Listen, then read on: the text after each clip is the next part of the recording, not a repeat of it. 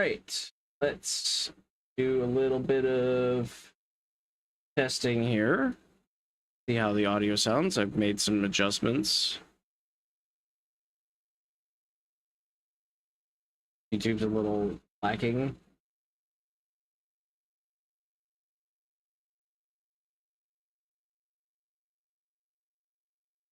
That sounds much better when I talk into it. It sounds terrible when I talk away, though. I mean, to be expected, that's just how this mic works.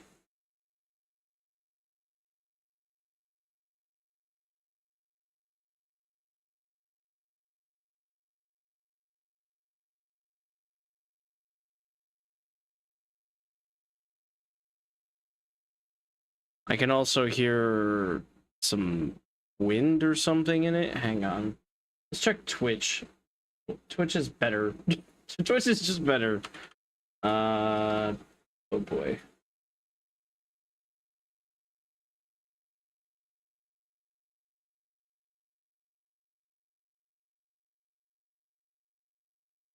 Twitch is just faster and more accurate and better qualities.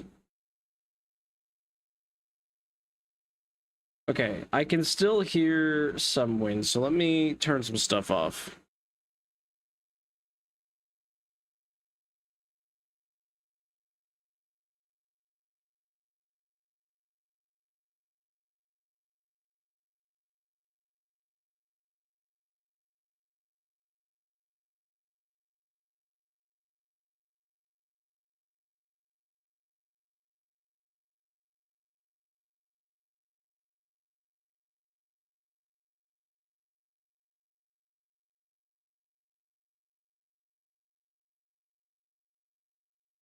This should be better now.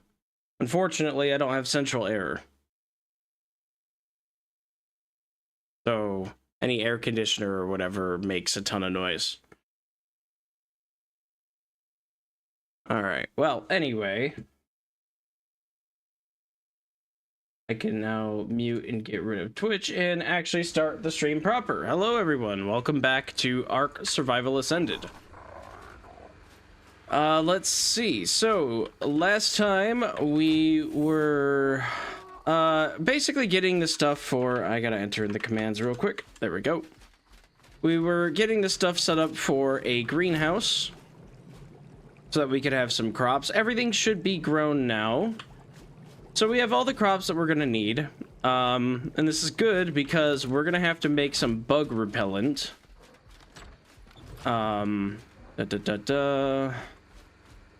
And that you make that in the mortar and pestle. I don't even think I have it learned. Oh, I'm dying again. I'm always just dying, don't worry about it. I'm always just casually not surviving very well. In a game about survival. It's fine. Okay, so... we're eating raw meat, which is terrible for us. But, you know, it fills us up, and, you know, we'll be okay. Better than actually starving to death. So, bug repellent needs carrot and then pelt. Oh boy. And then lemons. Okay, that's easy. That's actually easy. We just need to have a dino that can get us some pelts, which means we're probably gonna have to journey into the Arctic, which means since there are Uties there, we're probably gonna want to see about taking the Acro. That's quite a long journey though. So I think what we're gonna do is we're going to... I don't think the Acro has anything in them. Nothing really that important. We can give the spider some spoiled meat because they prefer that as their food of choice. Should probably bag the quets. Honestly, you should just bag it all just in case something does happen. What is this? Stone, meat, right? There. Berries nobody cares about. 30 minutes. I don't want to waste this stone, so I'll have to try to put this away. Let's see. Anki. I don't think I'm going to take the spider with me this time, though it is kind of my policy to try to take it. Yeah, I'm not gonna this time. Taking the spider is just nice because if there's something that you want to tame, you don't have to worry about trank arrows, but trank arrows aren't really that hard to get either, so I really don't have to worry about it. No, I'm not putting that in there. Let's see. Stone.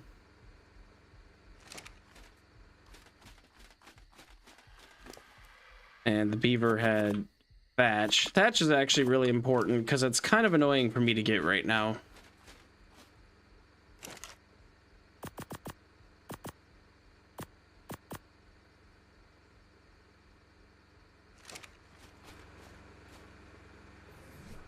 What is this PT? 217, 43 weight. Hold up. What?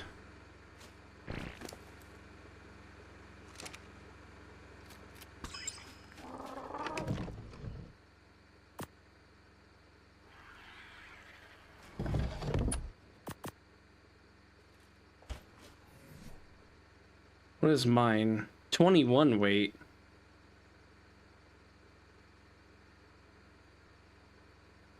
Yeah, this starts at 223 and my PT has 302 after 23 levels. Okay, so also this is slowly getting imprinting when the other one... This is one of my old breeders. I think that's what it is. Okay.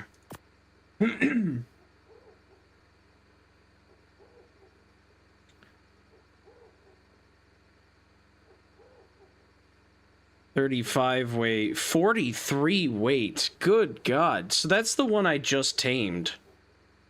I was sitting 39 melee, 39 melee. 35 weight, 27 weight. 39 melee. Yeah, so I need to breed... I need to get a female with the health from this one. And I need to get... Once I have the female with the health and stamina, then I need to get the weight. Okay. Or I can try to breed the weight. And anything that it gets from this male, as long as it gets the weight, will be an improvement. And then I can breed this male. Hopefully get one that has 47 health base. That's insane.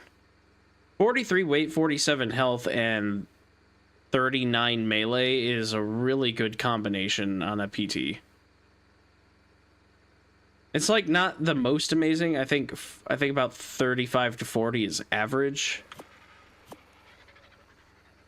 But hey, it's really good for me on the island where high stats are not that common.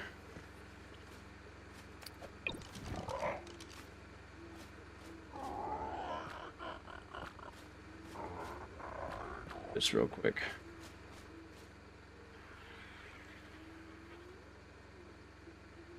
Okay. Bark powder, we're gonna need more of that in here anyway. This should run for a while. 4 days, yeah. I won't have to think about it for a while. Generator, still 21 hours. We will need to get more gasoline at some point. I'm not super worried about that. RG, you don't have anything on you. Good.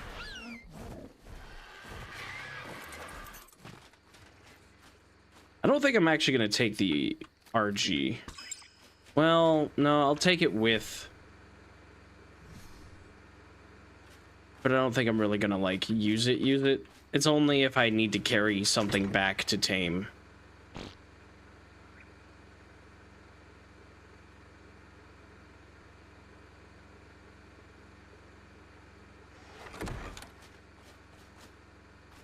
I forgot I already got artifact to the pack because of trying to get the dung beetle.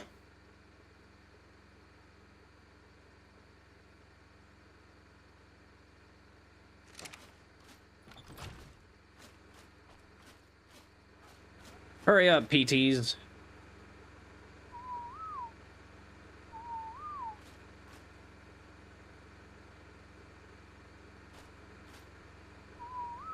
There we go. My audio was a little messed up there for a second. Tons of charcoal, good amount of metal. We could start working towards getting another set of shotgun shells. We're gonna need quite a bit for going after that acro, as long as it's still there. It was a 140, and I do want to get that.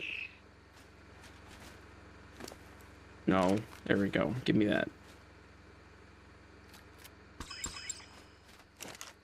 Okay, so we're gonna put that away. I've got RG talons that need to go in here.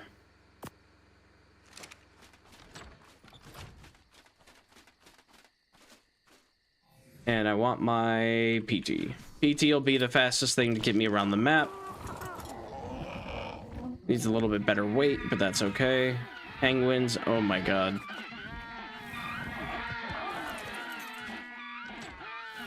That's okay. We don't have to be here for long.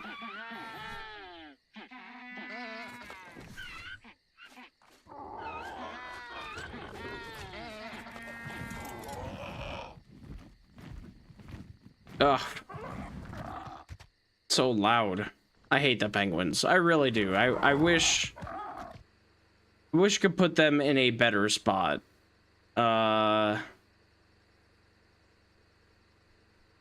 Another Archaeopteryx, okay. I guess I could put the penguins, like, not next to the Dimetrodons, but then they're not going to be able to breed, and I have to move the Dimetrodons every time I want to.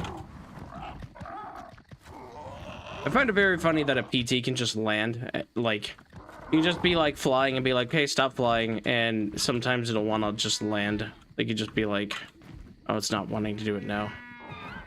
I wanted to do it up here because of the floor. Yeah, it's just like, okay, I'm done. Just drops straight out of the sky. How am I out of food?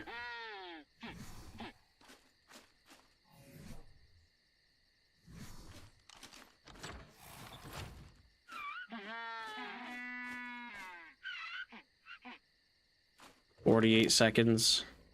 You have tons of meat. I'm just gonna eat some of this raw meat."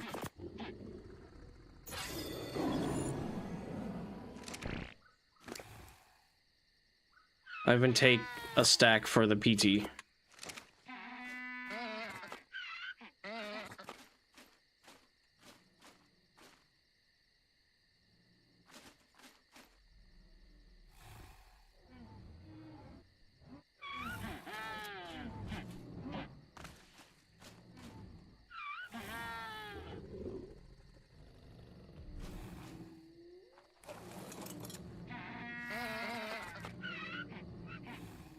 Still fighting Sorettos.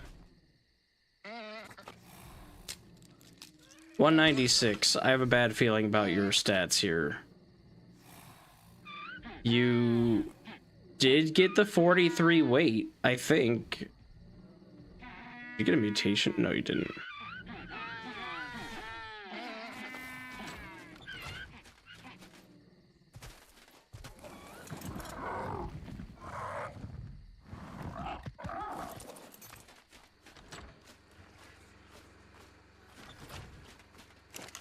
Compare it real quick. So we got 43 weight, which is exactly what we needed.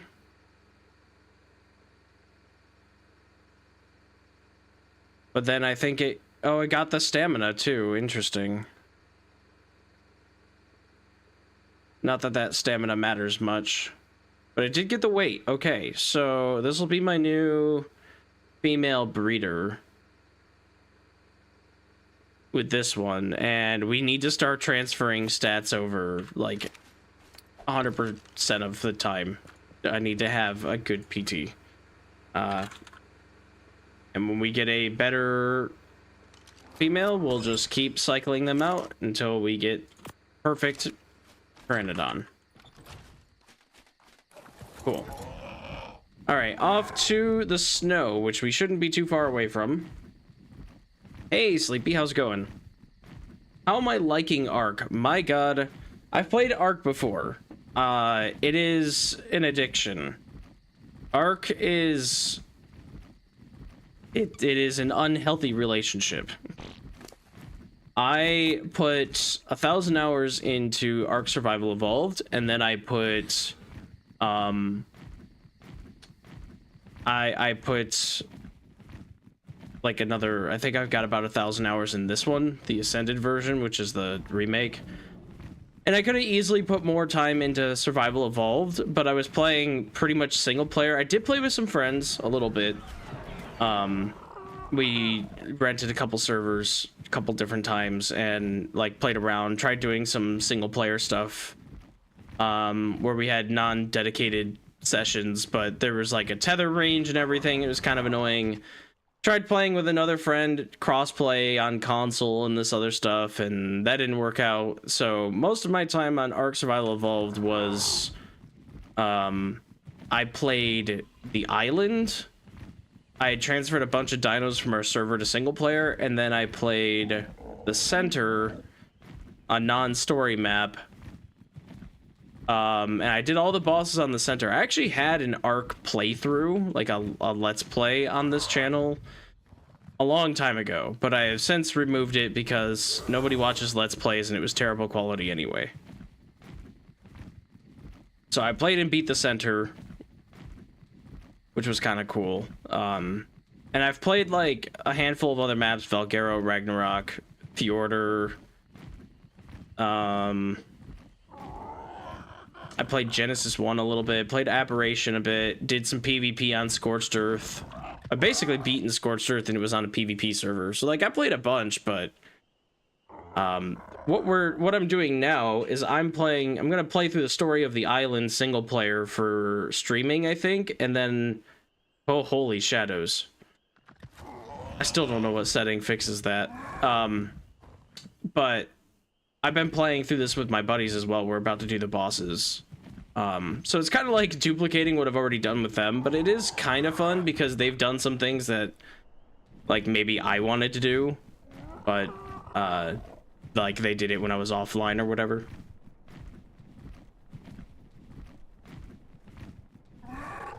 So I don't know, it's been fun to come back and play this solo and do things kind of my way, organize things my way. But it is fun to have people too. So I don't know. I'm on Cloud 9 right now. The uni approved me to bring my cat. Oh, lucky you. Nice.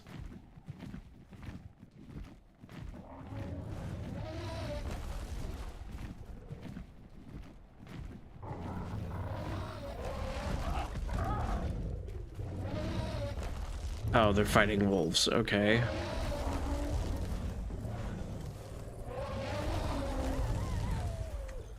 By any chance, are you a good Anki? You're not. Okay.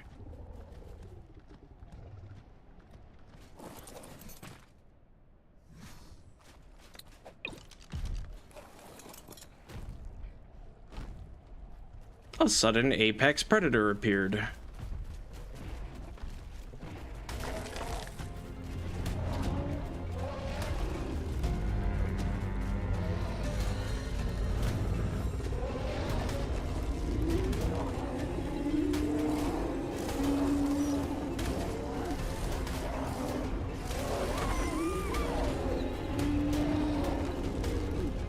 Come on, Acro, do the thing. Oh, bye, Mammoth. Goodbye. Classic Ark shenanigans.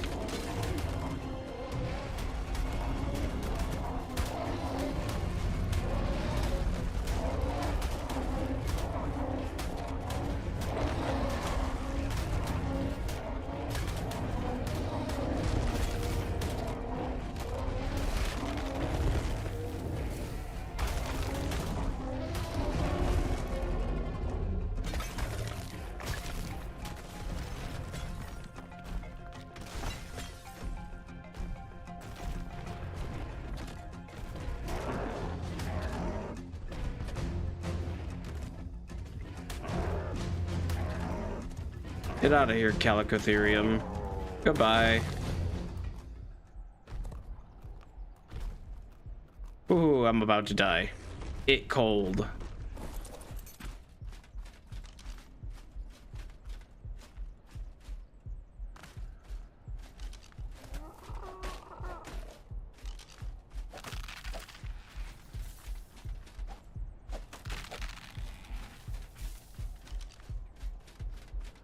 There are no plants up here.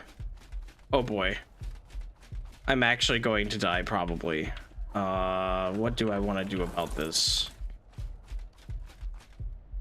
The PT is not going to be able to carry me.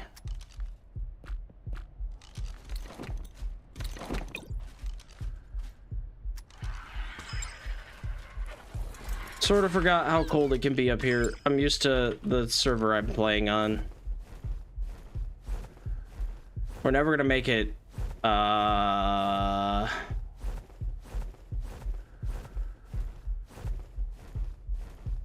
unless flying over to this mountain will make it not cold. We're never gonna make it.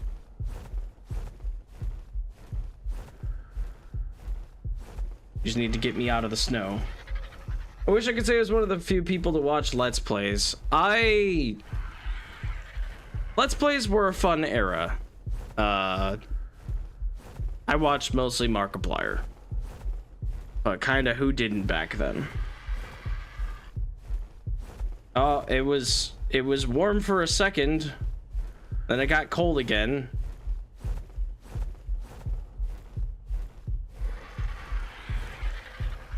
Oh boy, this is not looking so good. Volcanoes save me. It better not be a cold day. Come on. Come on. Come on. Warm up.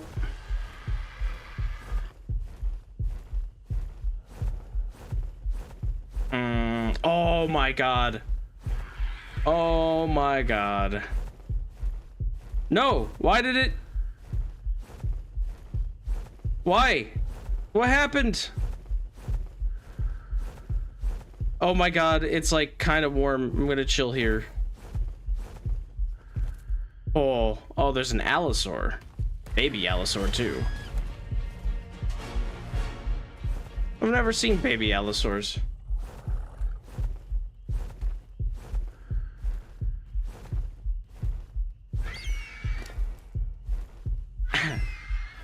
Accurate depiction of how I feel when the weather drops below 70. We are different people, my friend. I very much enjoy the cold. I'm starving now. Oh my god, I'm gonna die. Unless I can eat some berries without getting this allosaur to eat me and not freezing. See, it's cold again. The hell, man? Come on, game. Berries.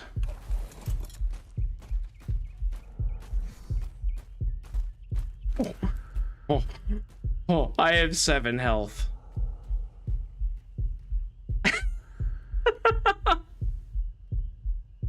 Oh my god. It just needs to not be cold.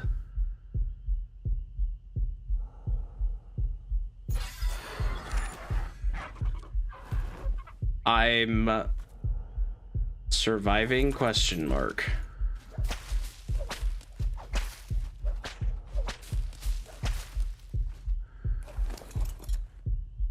Thank god that aloe is stuck.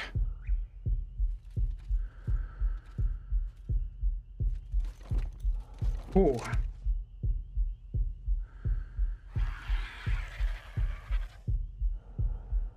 He really was out to get me. I wish it wasn't so freaking cold. There's like a weird barrier. Like I can't move. I'd love to just like move where it's warmer, but I'm afraid I'll hit a cold barrier and die again. It's like only warm in one specific spot. I didn't get any pelt. I got 19. If I could have fur armor, that would help.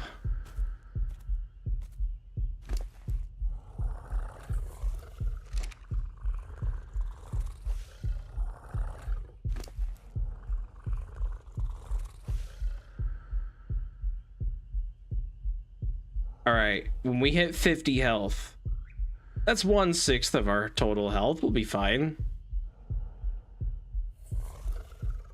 Oh, food is draining quite fast, though. I still need to eat more.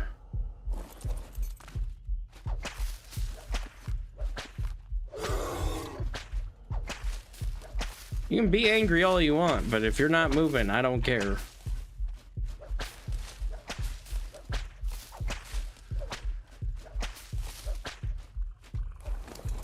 As long as I don't accidentally whip the RG.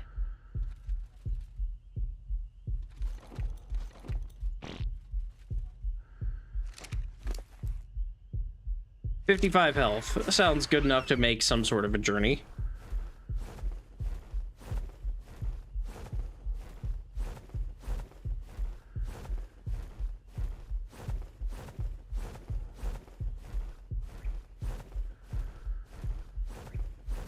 Wonder if this is enough pelts for me to get any amount of fur armor.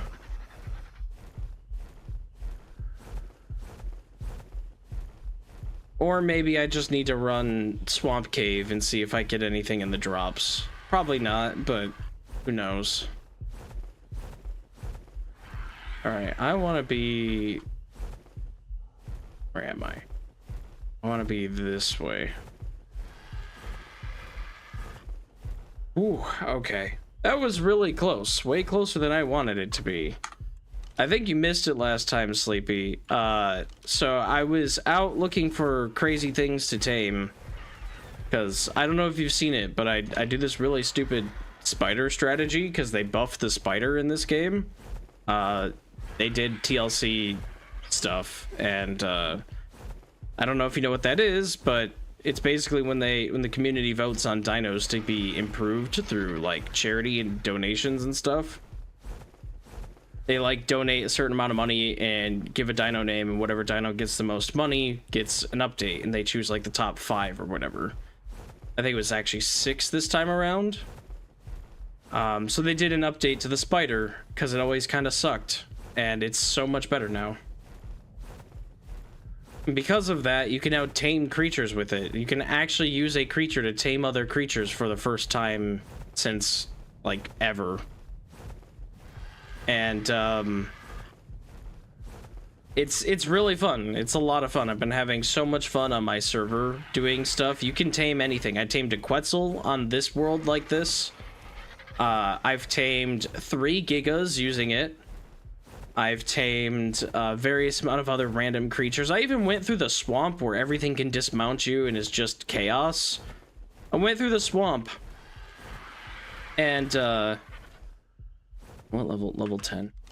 And anything that came after me, I would just like run away and hit it with the web, which would slow it down, and then also trank it out. So eventually I started just taming random swamp creatures, and they weren't even high level. It was just whatever I wanted to, because why not? Like, it's better that I tame them because I have such fast taming rates on this world and my server. It's like I might as well just tame anything that chases me, and if it dies, it dies. I don't care.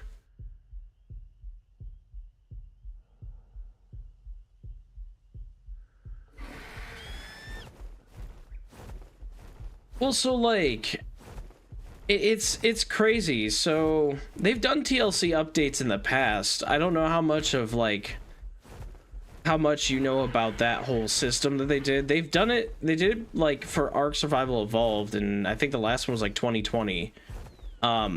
They did some creature updates, and so like one of the last ones they did was they changed the Stegosaurus so that it had different like combat modes, which was mostly helpful for PvP stuff, but also helped it like for PvE. It would collect different resources depending on which mode it was set to, which was kind of cool because before it was just like another generic berry gatherer and would get like thatch and wood because of the tail swing. Now you can set it to like sharpened mode, which works more like a pickaxe and gets you thatch, and hardened mode I think works more like an axe. So they had like these different ways of doing this stuff with the stego, which is really cool. So yeah, they've done it in the past, but they haven't done one for Ark Survival Ascended until now. And so the spider is just a fantastic change that they've done. I don't know how much Ark you've played and like how, like what you remember of it or anything, but I will show you a little bit of it since I have it right here. It's my new favorite creature that they've kind of just fixed in the game. What are you doing here, PT? Get out. I'm also about to die. Probably worry about eating food.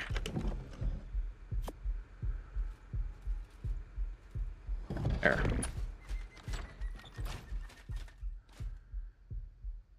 But so I think they did it. First of all, they did a visual overhaul, I'm pretty certain. So it looks more spidery. It's got like little hair on it, and I don't know. It looks good, I think. I think they did a good job with it. And then they did a bunch of different like things to it. So because Aberration came out after they made the original spider, they've now added like a zipline feature that you can use, just like Aberration stuff. Whoops. There we go. So you can like crawl up it like you get with the zip lines in Aberration. It can like hang from anywhere and retract back up to wherever it was, which is really cool. It jumps pretty well. It can tether and grapple onto things, so like I can grab my RG and like tug it towards the wall or wherever I want, which can be helpful for moving dangerous things out of the way. As long as it's not a super like big creature, you can climb up anything. So that was a thing that they changed. Literally any object you can just like crawl up it now, so it's like perfect for caves and exploration because you've got the whole web system and everything. You can retract to any web you make, so and just like crawl up it like that if I want. Having played approximately 0 minutes, I consider myself an expert. But like none of this stuff basically was ever something the spider could do. The spider has this web attack,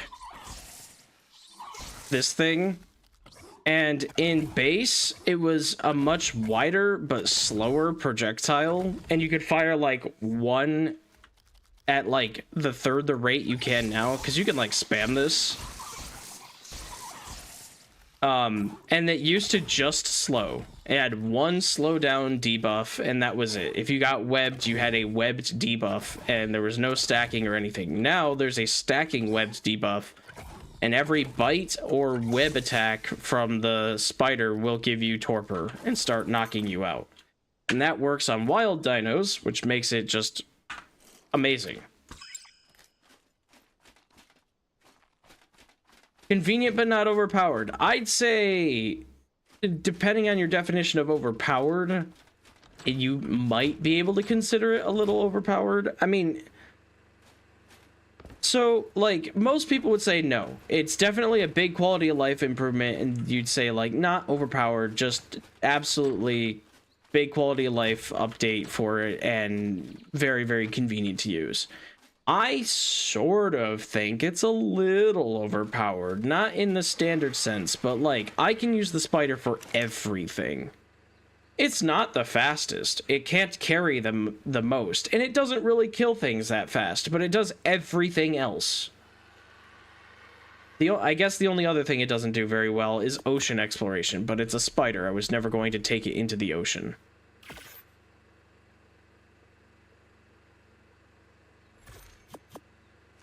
But yeah, I think it's really strong because of everything that it can do. The whole web thing, the fact that I can slow down and tame dinos with it. I mean, basically since I got it, everything I've tamed with the spider, and I've tamed probably 4 or 5 different things. I could tame this Bronto without really trying. And the best part about it is since it can climb anything and go anywhere, I never have to worry about being in danger. So I can just take this thing. If I wanted to tame this Bronto, retract into this tree where it can't ever reach me, and be right here if I want, and then I want to get a better camera, but I could just like start spraying web at it. And this is a low-level Bronto, but I wouldn't be surprised if this thing knocks out pretty quick. It's not the fastest knockout, but like I'd say it's on par with like a standard crossbow. And it fires really fast. There we go. Bronto out. Easiest tame of my life. Didn't have to worry about a single thing. Oh, it takes no fall damage either.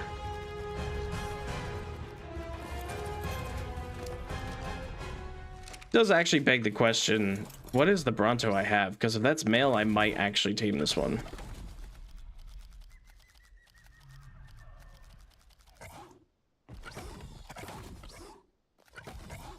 So, like, in some ways, I would say that's a bit overpowered. The fact that you can tame anything and, like, there's nothing that...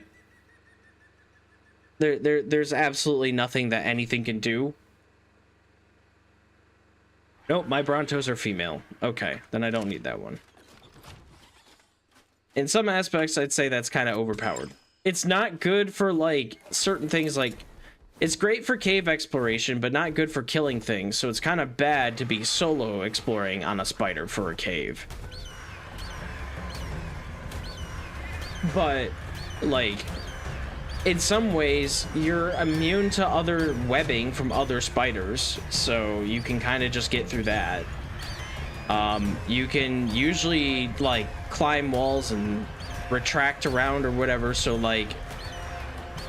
I don't know. I feel like it's pretty good for caves, even solo. You could probably, like, rush through it without having to worry too much about, like, your, like, having to fight too much. Because you can reach any place and just avoid all the enemy AI.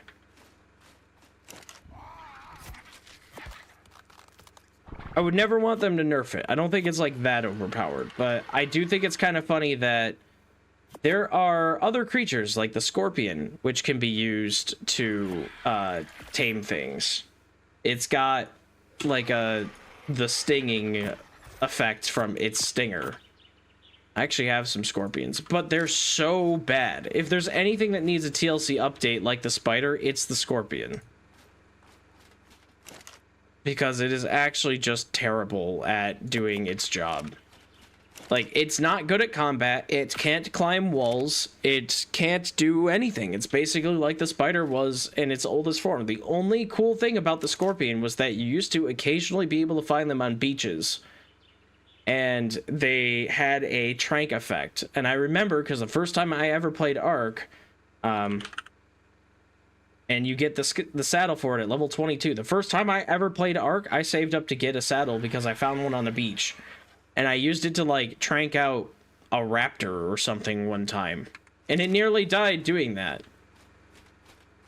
It wasn't good, but it did something. Now the spider is just better than it in every way. And any other dino that does the tranking effect with its other attacks needs to be buffed. Like, there's a Equus, which is like a horse. And it can do a knockout effect because it can buck kick and, like, hit with its hind hooves. And so, like, that is also a taming method. You can also get a lasso and drag that around, like, drag things around the map with it.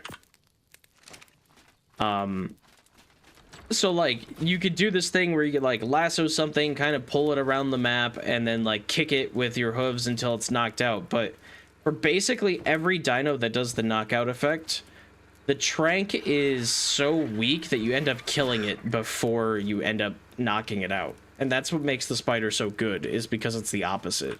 If you do the web launch, you will knock it out before you kill it. Almost all the time.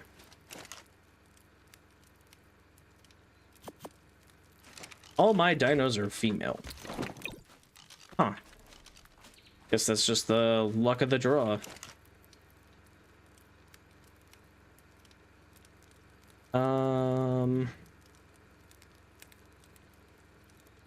Megatherium saddle needs 100 cementing paste. Oh my god. I don't have that.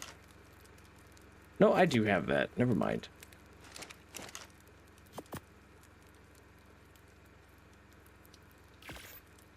Now I really don't have cementing paste.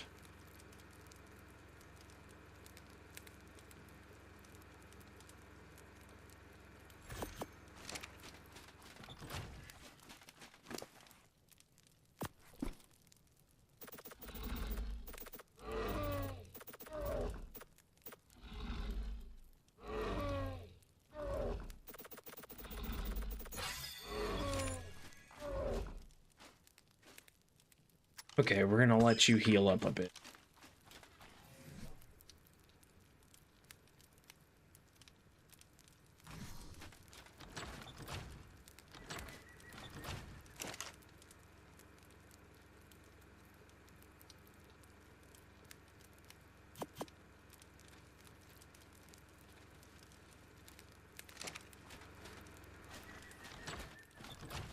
Oh, right.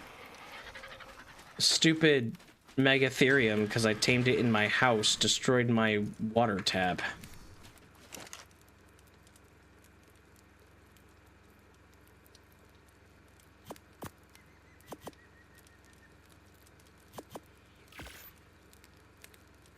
Oh my god. No, I don't want to play this in windowed mode. What the heck?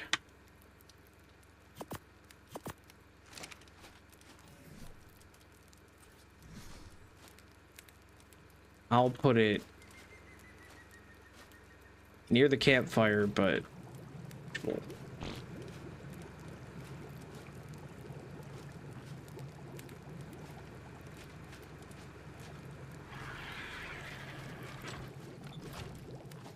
I love Ark. I think that it's got a lot of really cool mechanics. I don't know. In my opinion, Ark is one of the best survival games to ever exist. I caution to say that it's like my favorite survival game. To me, I still feel like Subnautica is my favorite survival game, but I don't think I have 1,000 hours in Subnautica, and I have almost 2,000 in Ark. But I think in the case of Ark, that's because of the amount of content that it has. There are, I think in Ark Survival Evolved, there are like 12 maps to play on, not including fan-made maps.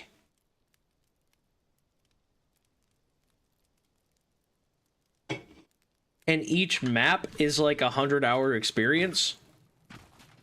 At least. I guess it depends on like how much you live in your map and like what you want to do. Like, do you tame things that are unnecessary, or do you tame only the essential things and try to do the bosses?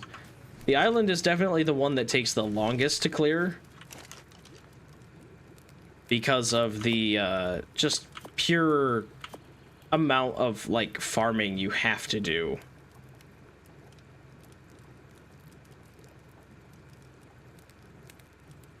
I'll take the spider with me, but I'm gonna keep the arrows in here for the most part.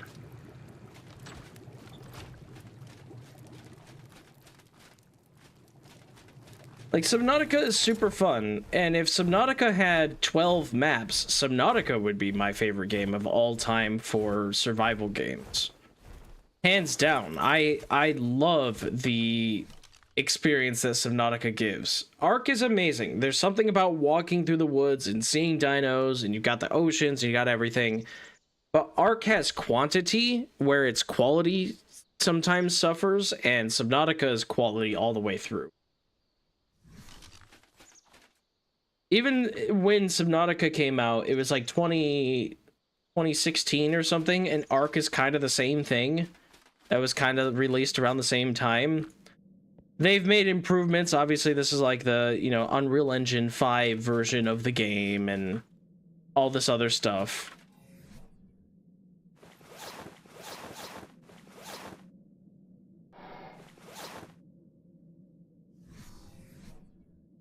But I think that Ark just, like, it looks better, and there's so much that you can do. Like, all the dinos have their special abilities and they're good for certain things and yada yada yada.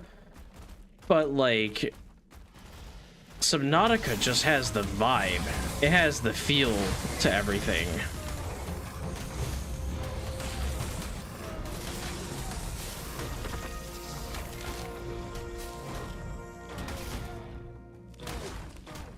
Am I not killing these bugs? There we go. I was gonna say, this is like where you get the bug killer buff and you just go crazy.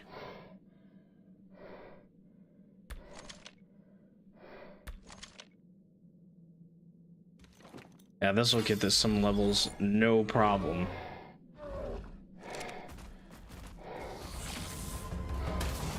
It's gonna be really hard to see anything that's happening in here.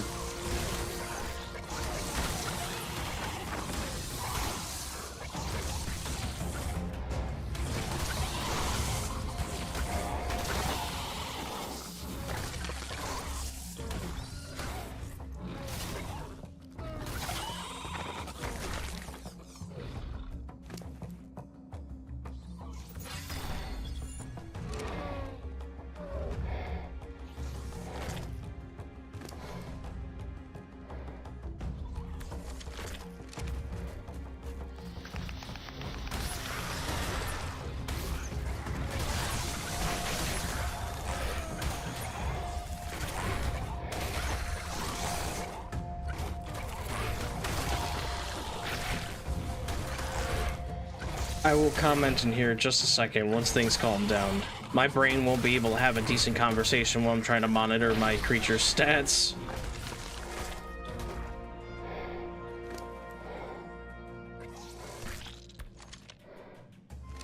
What is happening? Where's this spider? It's like in the wall or something.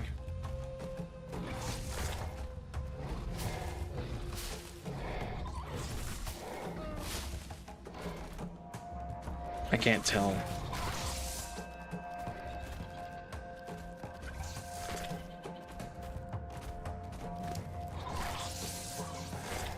It's fine.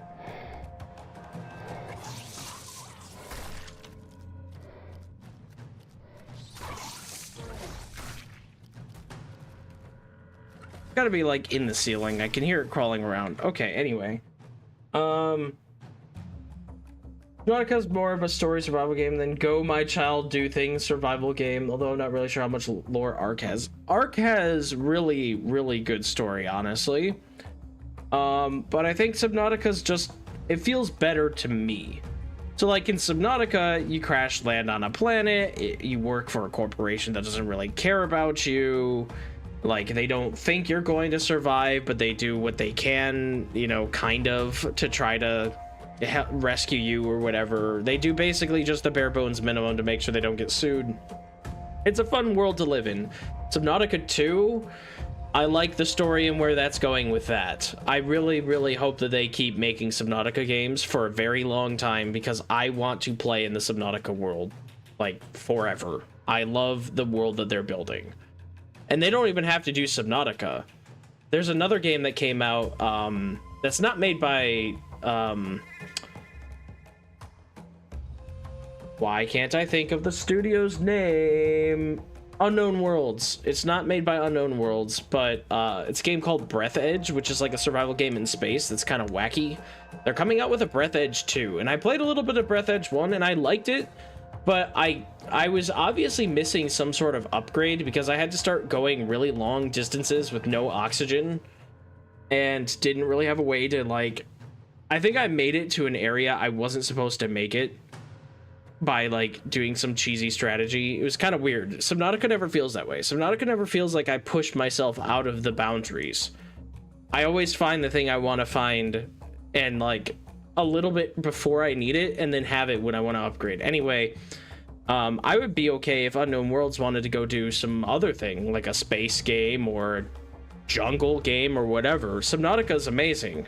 And I love the ocean survival, and I hope that they keep going at it. But I think they're just good enough at making survival games that they could go anywhere they want.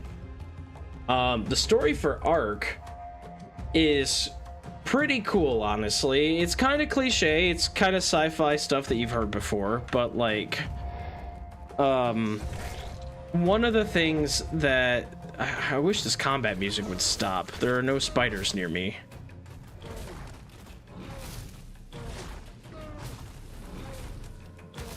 But so Subnautica's lore is basically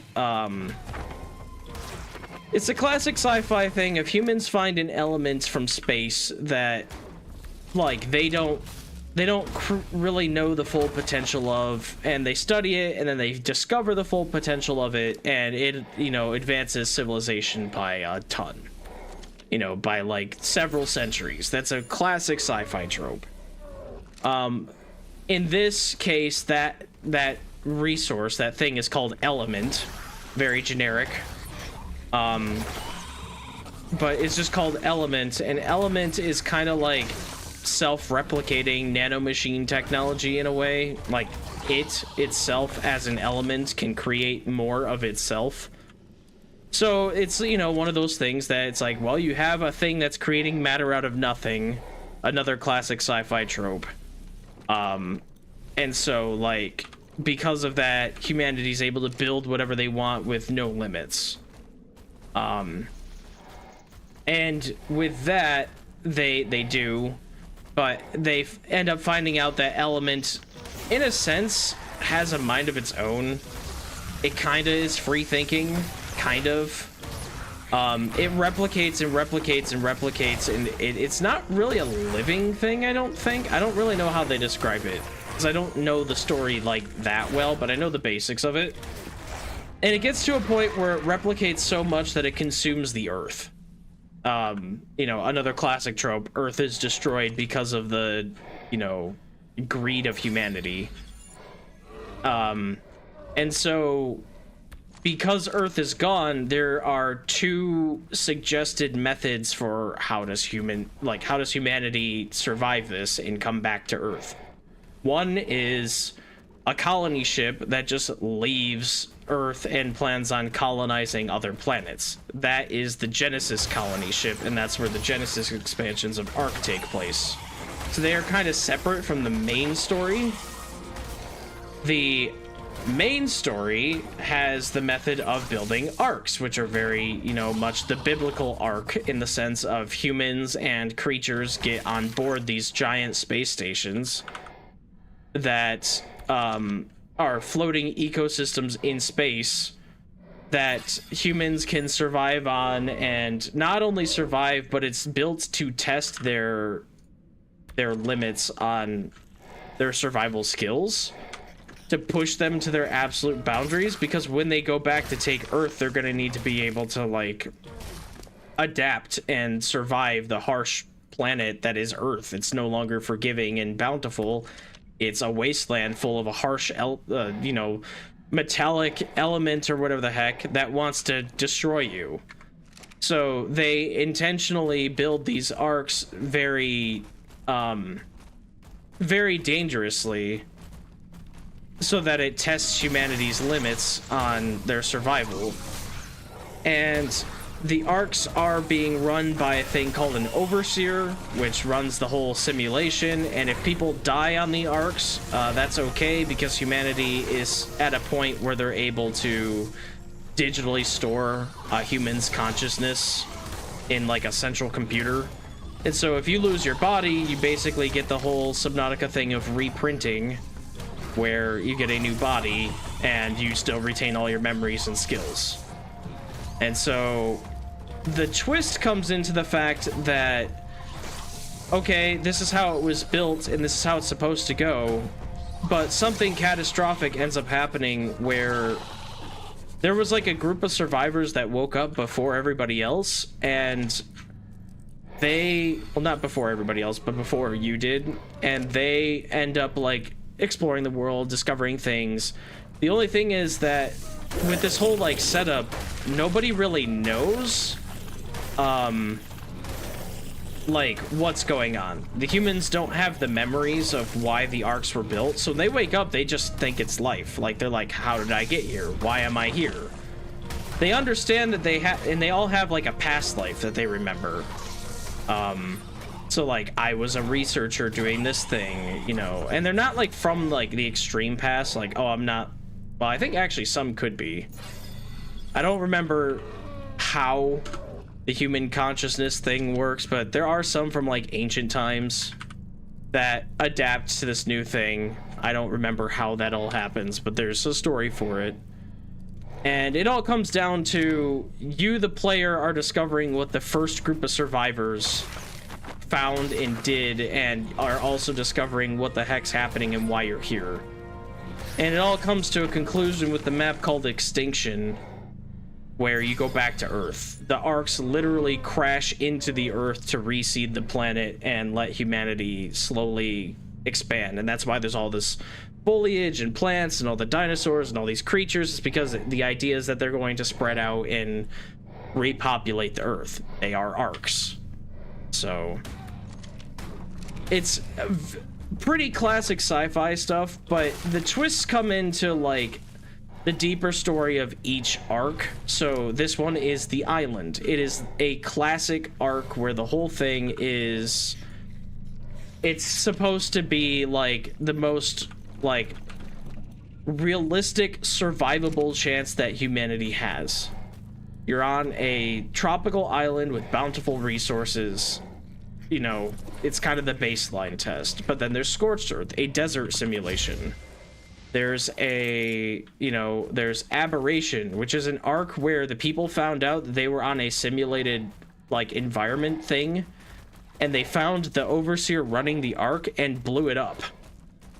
And because they blew it up, they well, actually no, they didn't blow up the overseer, they blew up the obelisk towers, which the obelisk towers keep the shield on the arc up and running. And so with the shield down, it was exposed to like radiation from space. And so they had to go hide in a cave, and everything is like irradiated and mutated because of their stupid actions. So Aberration has a bunch of like mutated weird creatures on it. Not your standard normal stuff. And then Extinction actually takes place back on Earth, which is cool. So there's like an abandoned city that you start out in, or can start out in.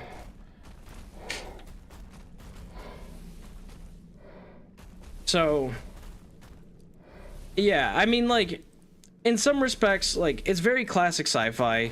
That took a long time to explain that, and that's the short version. There's like specific people you can start following, like, you know, one guy plays around with this new element, and he like gets power hungry and decides that he wants to like take over everything. He's like, I could rule the world if I controlled this new thing.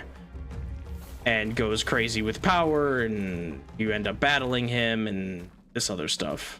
He ends up copying his consciousness to different things, and so you fight him again and again, and he's like the main antagonist of the story. It's all kind of classic sci-fi stuff jammed into one game, but it kind of is cool and makes sense because they're able to adapt the story to, like, this is why this map exists. You know, Scorched Earth exists because it wasn't just about humanity living in space, but it was about testing their survival, so every arc is technically a little bit different. And so you get to play on a few of them, but that implies that there is an arc that is all ocean. There is an arc that is, you know, maybe all winter. There is an arc that is maybe just space. It's kind of like Fallout and the Vault system that they have in that game, or movie story, whatever. How every vault was kind of an experiment to test humans on something, whether it was a social structure experiment or whatever. It's like Fallout in that regard.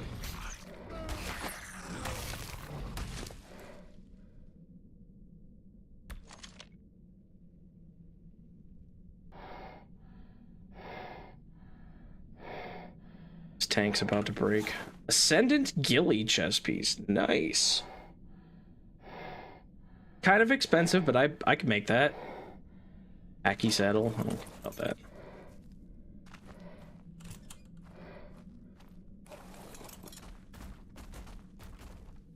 I don't think I'm going to be able to fit down here.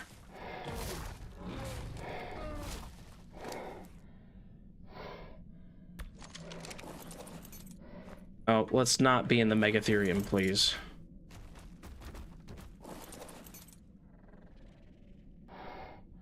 Let's really not be right here. I would like to get down. Game, I would very much like to get down.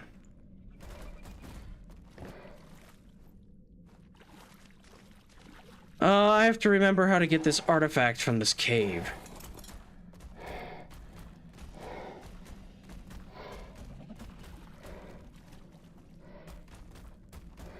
I just did this on my server. We don't go that way. I seem to remember telling myself that when I was going through here, there's this room where you can actually hear the artifact. It's literally like just on the other side of that wall. How I got over there. This is the exit. This is where I come from, I think. Maybe not. Maybe this is the way that you go forward. I think that's the exit.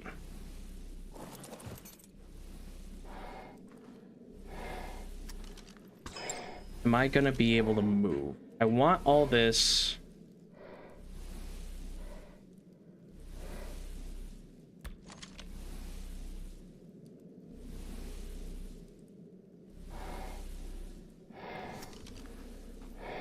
Seemingly can move.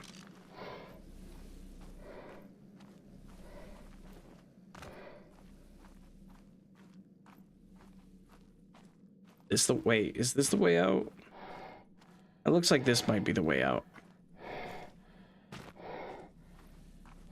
I don't mind generic or classic concepts if they're written well. That's kind of where I'm at with it. Like, they put a bunch of, like, sci-fi tropes together, but, like, at the end of the day, it works pretty well because it's, like, a fun explanation for why the world is the way that it is. And like why all these maps exist. It gives them room to make infinite possibilities of maps, and it allows them to like not just be like, oh, this is dinosaur survival. Like that's what it started out as. I think this is where I want to be. That's what it started out as. This is dinosaur survival. That's a Megalania. Probably really high level and impossible. Oh, it's not really high level. They're not that good, but like, I never tame one.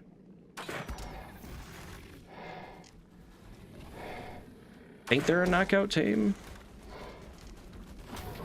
Oh, well, there's two of them now, and I don't feel like messing with that. Especially because this Megatherium doesn't have all the health that I want it to have. So, we're just gonna stay here.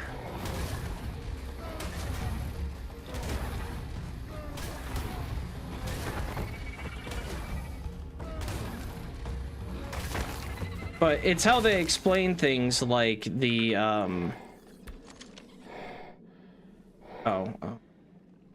So it's how they explain, like, how certain maps have not dinosaurs or creatures that are, like, in mythology and don't exactly exist.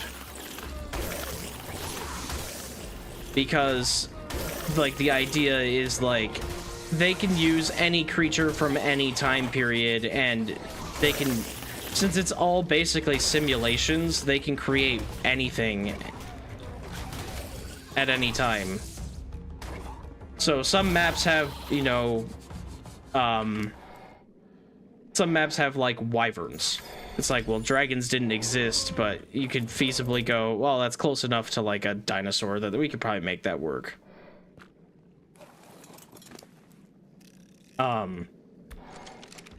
You know, so there's like that logic. Then there's like aberration is a whole map exposed to solar radiation because there's no protective barriers. That allows them to make like mutant creatures, and then they've got this element stuff that corrupts the land, and in corrupting the land also kind of corrupts the creatures that go with it too. And so you get like weird amalgamation creatures. Like there are dinosaurs that have element in them because they were exposed to it and have been raised and born for several generations on this infected planet. So, you know, they have slowly kind of been infused with it, but that allows you to use them. So there's some really, really cool, like, sci-fi creatures that never even existed, that aren't based off of mythology, but they can explain it with their story. And I think that's really what matters the most to me in a game.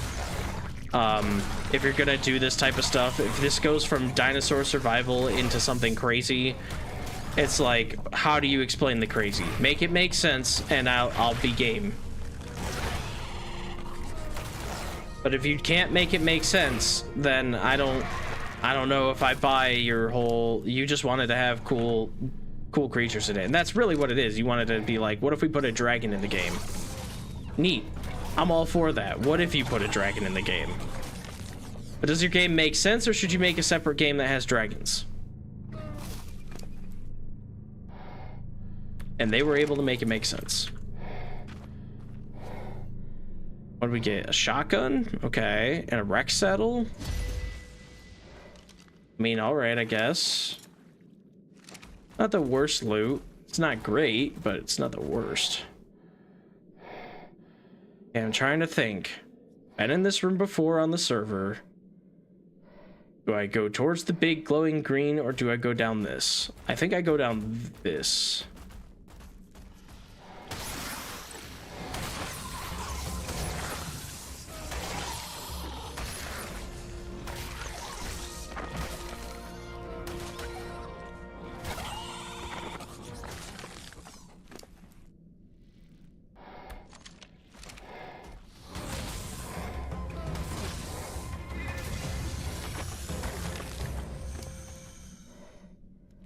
And if you don't know that much about what's going on right now, the reason why I have this giant creature in this tiny cave is because it's kind of amazing for it.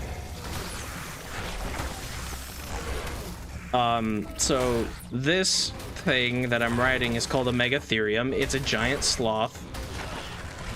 Giant sloths get a bug killer buff that they get whenever they kill a bug. And that's, I got a level. That gives them double damage in general, which is what the cloud is around my thing. And so why it's so good in this cave is pretty much everything is an insect in this cave. And so it always has that buff. They're generally really good tanky mounts anyway. Like, it has 10,000 health and 317 melee after leveling up a bit. So it's really good at, like, actually killing things by itself. It's a decent tame. Then with the double melee, it's really, really good. It can harvest plants for berries and stuff. My important thing that I'm getting out of it, honestly, for me, is all this chitin. I need cementing paste, and you can manually make that with chitin and stone. And so I'm definitely going to be doing that, because while I want to just take a frog and, you know, farm this cave of all the small bugs, the frog would never survive in this cave.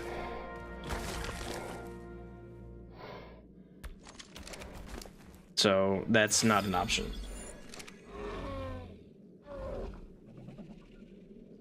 I don't mind watching games blissfully unaware, just like chatting. Well, I think it's fun to, you don't maybe have to know exactly what's going on, but I do think it's fun to be in the loop so you can understand, like, what's going on, why a person might choose this. This is a very classic strategy, what I'm doing here. It is pretty much the strategy for this cave. Before they had cryopods in this game, I did keep all my leech blood from before. Good about that. Before they had cryopods in this game, used to be very annoying to get tames around. People would actually sometimes breed Megatheriums in the cave so that you could just, like, you'd breed them, the baby would be following you around, and you'd kite it into the next location and wait for it to grow up, and then you'd have a Megatherium basically everywhere it couldn't fit because it was so good. Then they added cryopods, and that kind of eliminated that whole aspect of the game. I feel like I don't want to be going down this path. I think I've taken this before. I get lost in this cave. I don't actually know the path. Hopefully I'm wrong.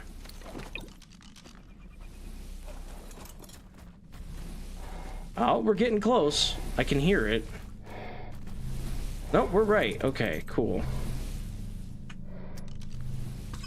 The other thing about this cave in particular, this is Swamp Cave, and it has swamp gas in it.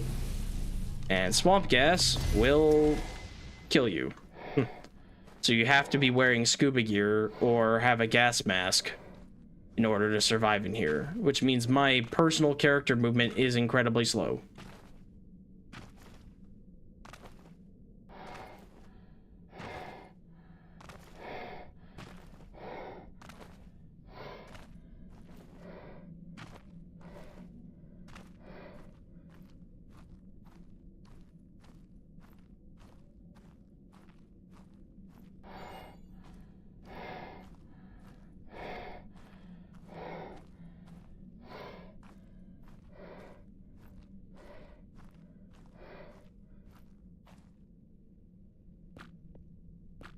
Probably make sure I have the Megatherium out and ready just in case there's like a surprise spider attack or something. There shouldn't be. I'm pretty certain at this point I'm in the clear since I've cleared the cave and now have the artifact. Okay, so for future reference for me, I need to remember that this room with the big orange balls is the room I need to eventually get to, and I need to take the path of the green spirally artifact looking thingy. I will be running this cave probably multiple times for random drops and stuff. Then, let's see. We're going back. I think we want to take the mushroom path. See if this room is correct.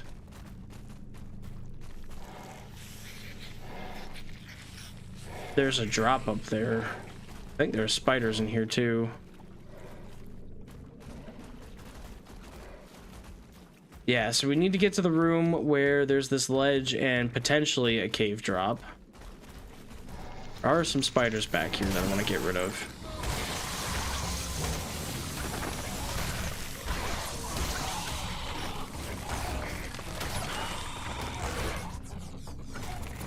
Ha!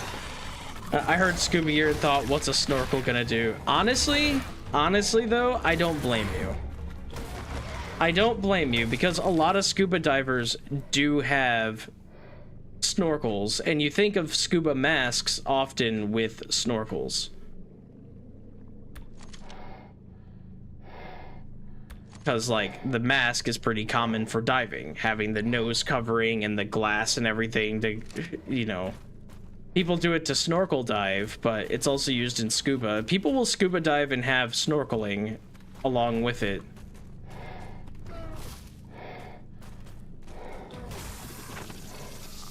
They're not exactly mutually exclusive, so you're not far off. But yeah, what the heck's a snorkel gonna do? Yeah, not quite that. Now, typically, if you wanted to drop like this, you would bring a grappling hook. But because I love this spider so much, I'm going to just climb and rappel up here. Another shotgun. Dang, 2 shotguns? Free shotgun shells? Terrible pike, though. I don't want it.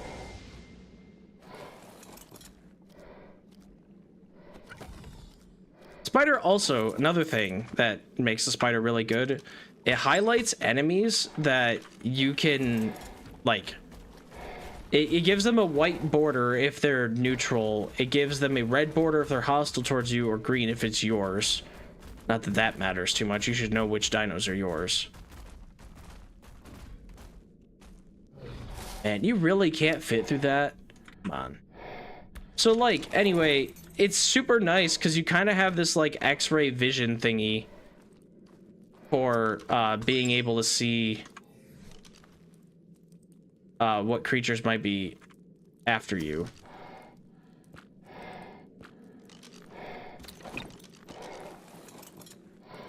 There's a bag there. There's something crawling in here.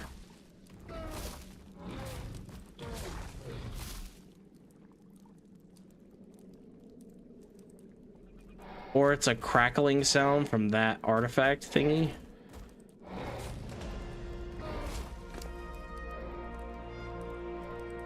I'm kind of telling myself this path too for Swamp Cave because I'm gonna have to run this in my server, probably with my buddies.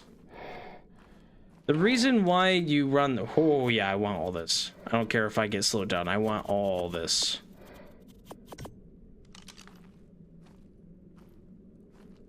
Don't worry, game. If I can even move 1 inch, I'm doing this. The other reason why you might run these caves is, well, you have to do the bosses. They are actually required. There are 10 caves on the map that need to be explored. Not all of them are this difficult, and this hasn't been that difficult, but all the creatures in here are like 200 plus for the most part. Most of them are not that level of difficult. I zigged when I should have zagged. Let's go back. Where is this orange thing? So orange thingy. Don't go down orange thingy. Go up this way. Okay, so... Damn it. Come on. You don't really have anything on you, so I don't care what happens.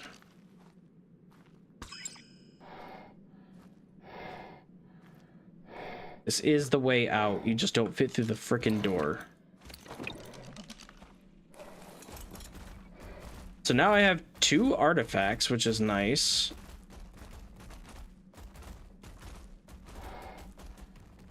He won't fit through here. That's okay. She won't fit through here, I should say. I move so slow.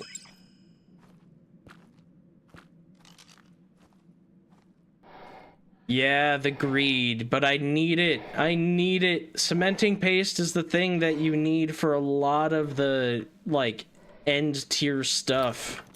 And I just don't have a lot of it. And the way you make it is by chitin, and this is the best place to farm chitin. Hands down, it is the best place in the entire game to get it.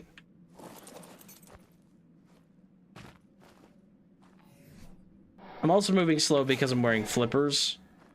Because I need to. You have to wear the entire scuba set if you want to be immune to the swamp gas.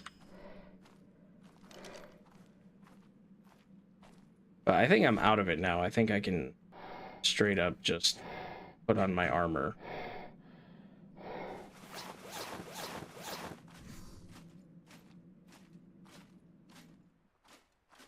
And this is part of the reason why I built directly next to this cave.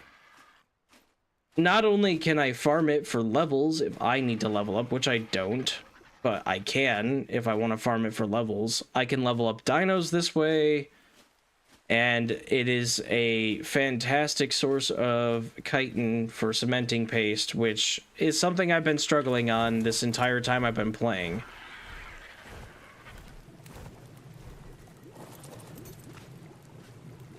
Technically, I could go in batches. I could have put some of that stuff on my bird. But navigating through that cave just to try to take the chitin off would have been annoying. Yeah, we're gonna be so full of crap here. I need a couple slots for the actual stone. I can't move.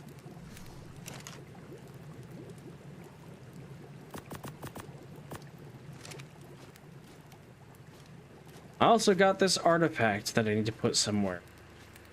Cementing paste is essential though as well, because you need it for you need it to make hard polymer, and hard polymer is used for a lot of the advanced stuff too. You can use organic polymer in place of hard polymer, which is why I have the penguin farm that I do.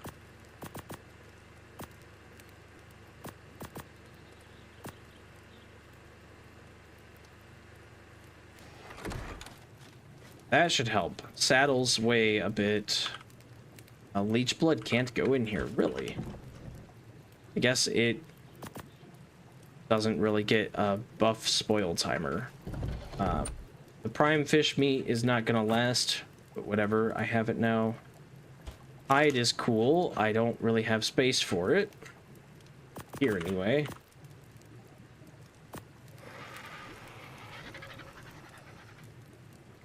We're gonna have to grab some of the stone now, which means I probably can't move.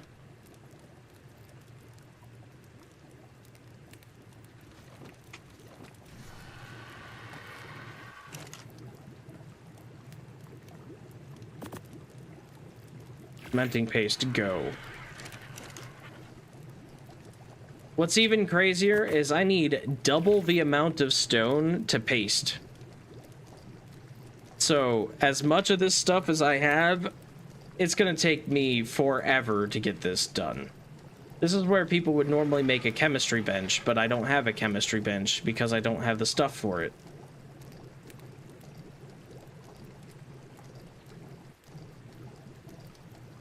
There's always something you need a million of that you never seem to have. That is a survival game in a nutshell.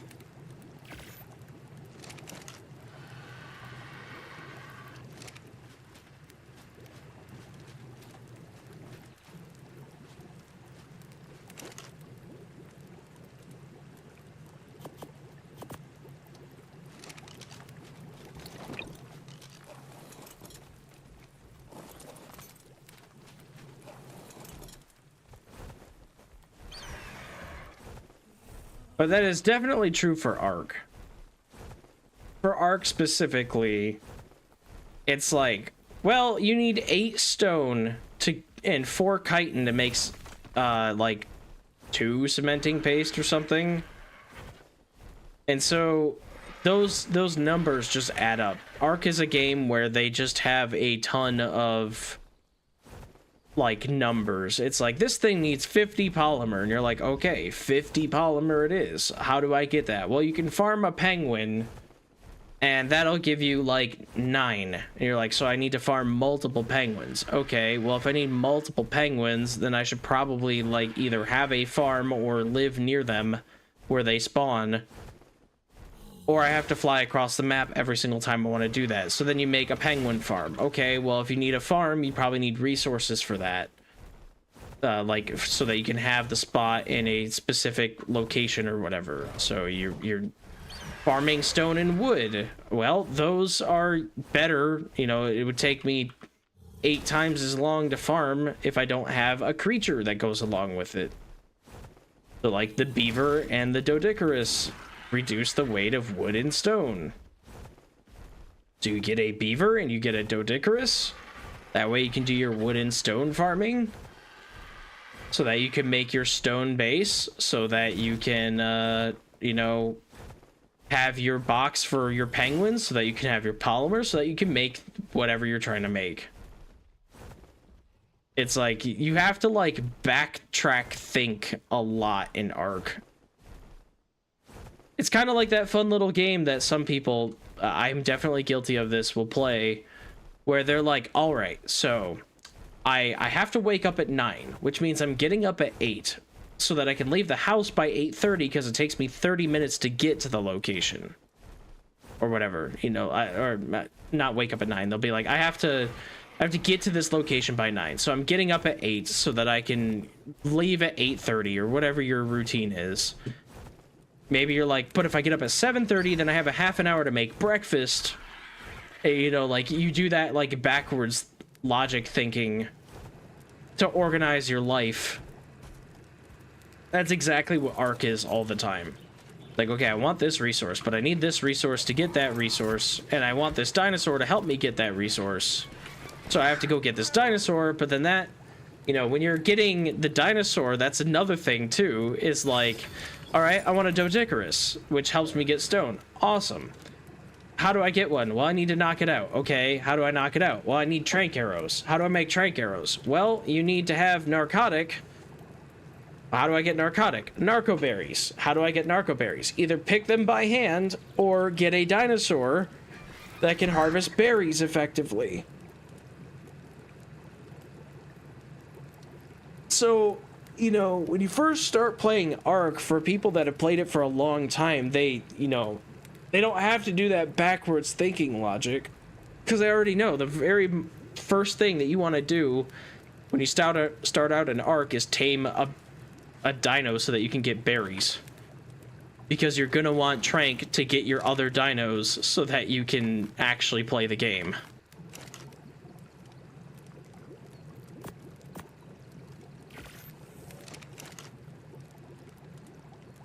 $200 stone makes 25 cementing paste. Yikes.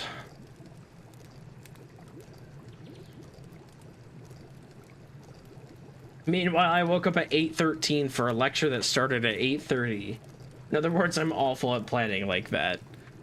I mean, this game will help you get better at it, baby. Because if you don't, then you're gonna, like, you'll be bad at that for a little bit when you play Ark, and then you'll be like, okay, I need to start thinking ahead. Because if you don't, if you do everything last minute, then you're... Like, if I was trying to make cementing paste and I didn't have a dino to help me get cementing paste, I would hate that. Oh, we've got an acro just casually eating everything near me. It's level 15. No, don't eat me. I'm trying to get rock. Leave me alone. Bad acro. I just want some stone.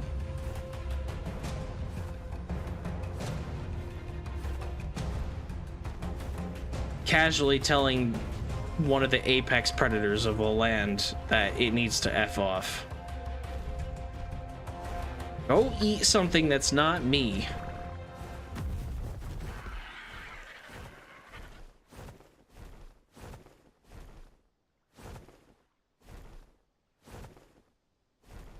Come on, Doed. There we go.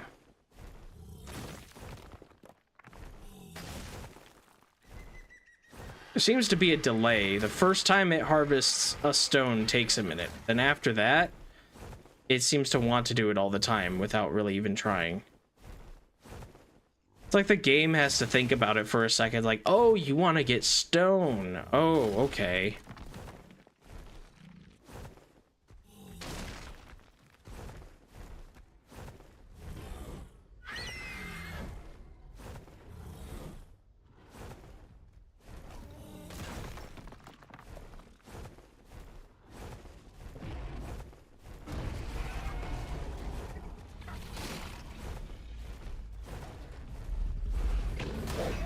Oh my god, there are so many carnivores.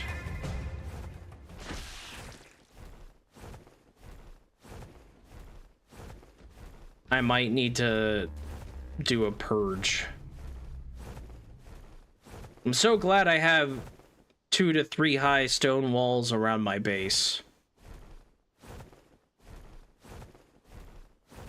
I never would live here without the walls. That just would be a death sentence.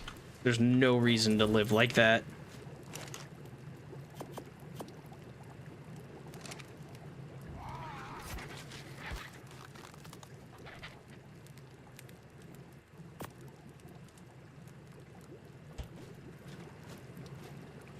Well, maybe I grab a stack of wood real quick.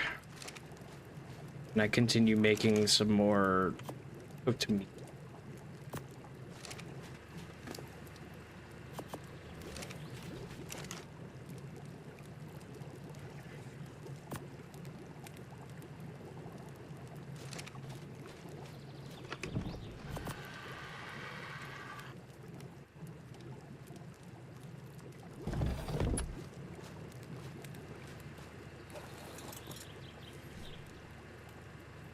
Wrong button. A little bit of stone. I'm collecting stone in batches since I can't really move that well.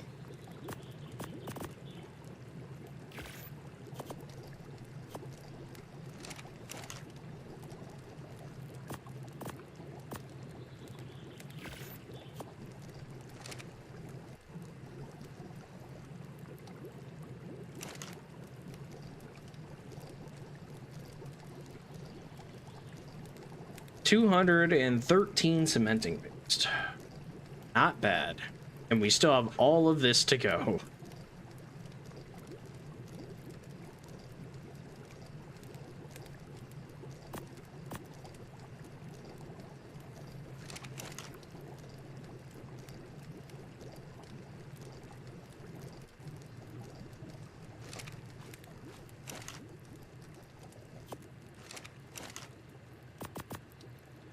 You know what's really funny?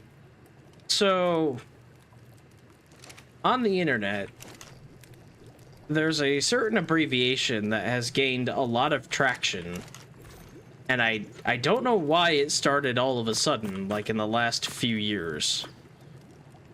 But cementing paste used to be abbreviated with two fun little letters. And so it became a habit to just be like, oh yeah, I need some cementing paste, and to abbreviate it. Now, anybody in the community who abbreviates cementing paste, people are like, bro, come on, just say paste. It's actually hilarious. As somebody who's been a fan of this franchise for like a decade, I remember the days when people would abbreviate it and nobody would bat an eye. Not a single person would be like, oh man, don't do that. Not a single one. But that's just how like internet culture has shifted, is people started abbreviating that in a different way. And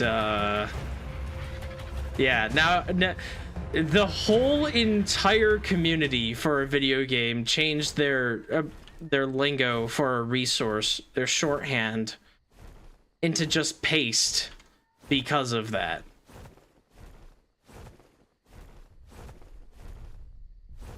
To be fair, I don't necessarily blame the internet communities for abbreviating that topic with the same letters, and I don't really blame them for using it in more common, like it's more common to see that abbreviation these days because a lot of stuff has come to light in the last, especially decade.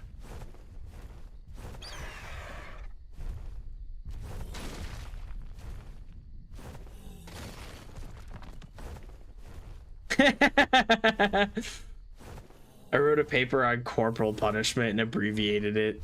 Oh boy. Maybe not. I referenced, abbreviated it. Yeah. Yeah, in the last 10 years, thanks to some new information that has come to light, we started abbreviating stuff, and yeah, it has definitely changed. You know, that's honestly something that I really love about history and just humans in general, is words that have changed meaning, in this case an abbreviation that has changed meaning due just to the era that it was commonly used in and what it was used for. And I can't really think of many examples off the top of my head or anything like that, but I've definitely heard of cases where like maybe a swear word was like, you know, like what was used a certain way previously, and now it maybe wasn't even a swear, and now it's like, okay, it's a swear because it got adopted by a community who then used it for derogatory manners, and there you go. That's just how linguistics have changed. I don't even know if that's quite linguistics.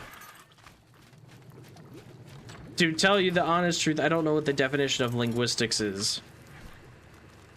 But it's close enough.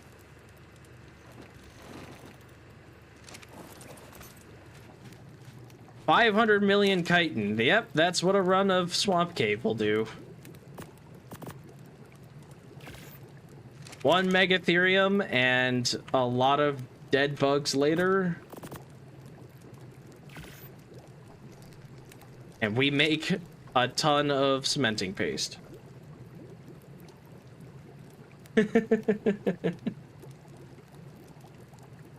We were just talking about how the community has stopped abbreviating cementing paste with 2 little letters and is now referred to it as just paste in the last few years. I remember when this game came out, people abbreviating it and not batting an eye.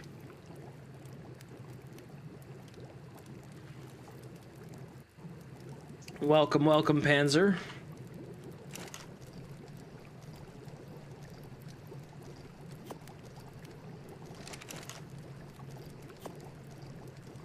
You stumbled into a very fun conversation.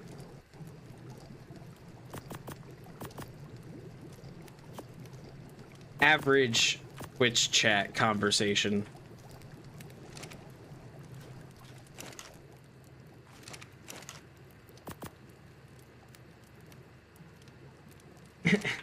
Who will win, 1 hungry Megatherium or 1 quintillion Meganura? Exactly. I wish I had, like, the world's craziest super frog or something so that I could go run that cave and get both chitin and paste.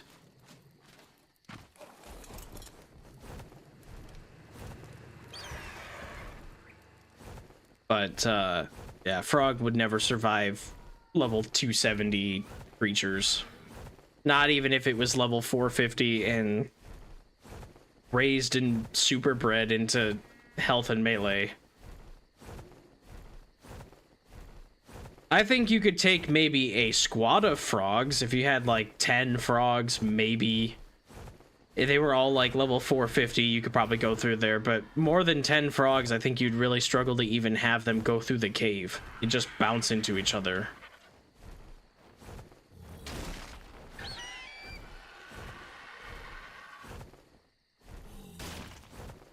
Ascendant frog saddle and a flamethrower. I mean, that's true too. Though I can't make flamethrowers on this map because there's no sulfur. I have a whip because of how spiders work now. It would be really cool if they did a TLC update to some dino like they did with the spider and they made it so that it somehow generated sulfur and existed on other maps.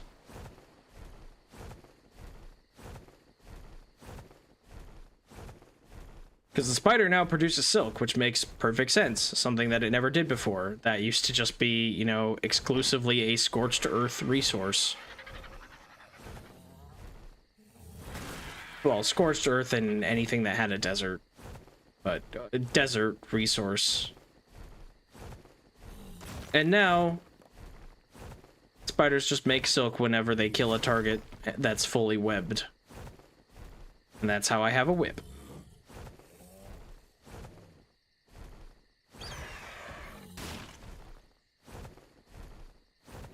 Yeah, part of the fun thing is this isn't exactly a challenge run, but like if I really wanted to speed through the island, I would go transfer to other maps and grab a bunch of creatures that are just absolutely busted.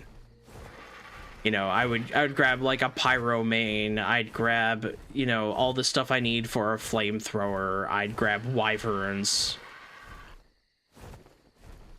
I'd you know, maybe go get, I don't know if I'd use a Karki on this map. Maybe? I don't know how useful a Karki would actually be. They're good in aberration because you can't fly anywhere, but like they're pretty slow. They are good at battling though.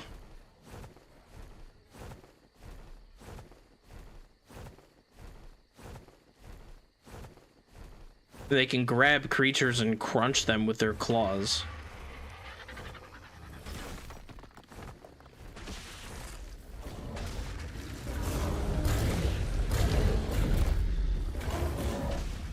Can you guys maybe not fight right outside my house?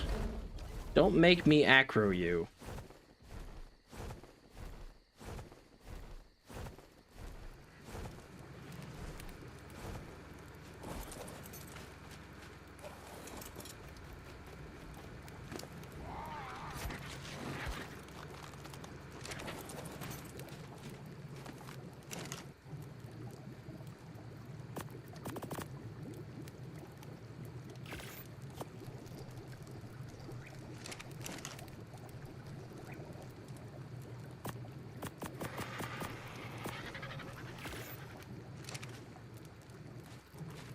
This water thing is so loud.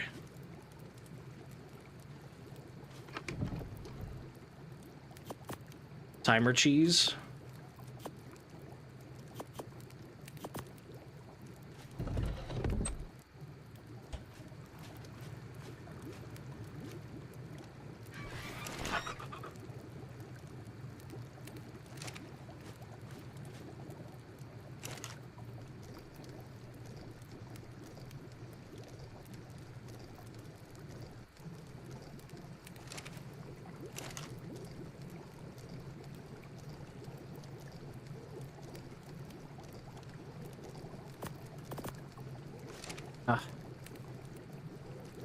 Might have to replace my audio cable soon.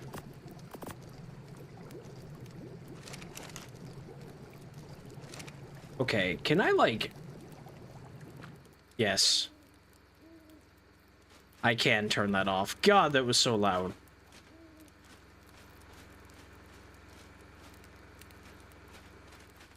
Alright, so... I think I'm good on the cementing paste for a little bit, and I can probably find a place to stash this chitin. That's a capped box, man. I did get some oil from running the cave. What gives oil? Leeches? Leeches give oil, I think.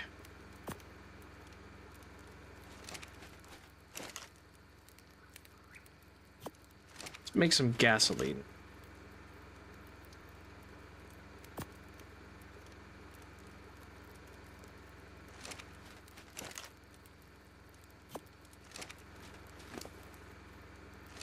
No, you stupid Joed. Treasure map, I should probably go get. Hacky saddle, I don't think I care about. Paste, oh boy. We are running out of space. I need to make a vault. Part of the reason why we got all this paste. Spark powder, I guess I can just store that in the preserving bin for a while. Boa venom. That's not at all where I wanted those to go. I was trying to interact with the fridge. Pistol bullets over here.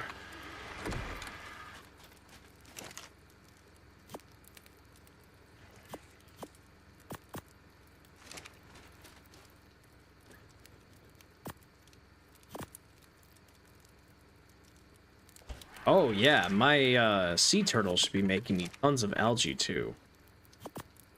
Yeah, there we go. Tame any herbivore I want with that stuff. I don't even know where I've been putting my charcoal. Here, maybe? So much crap. Okay, RG has not really anything super important. Gonna drop that. This. And probably also drop that. We need to get over to my old base. I have a ton of metal that's just sitting over there. And I'm hoping that I can make an indie forge.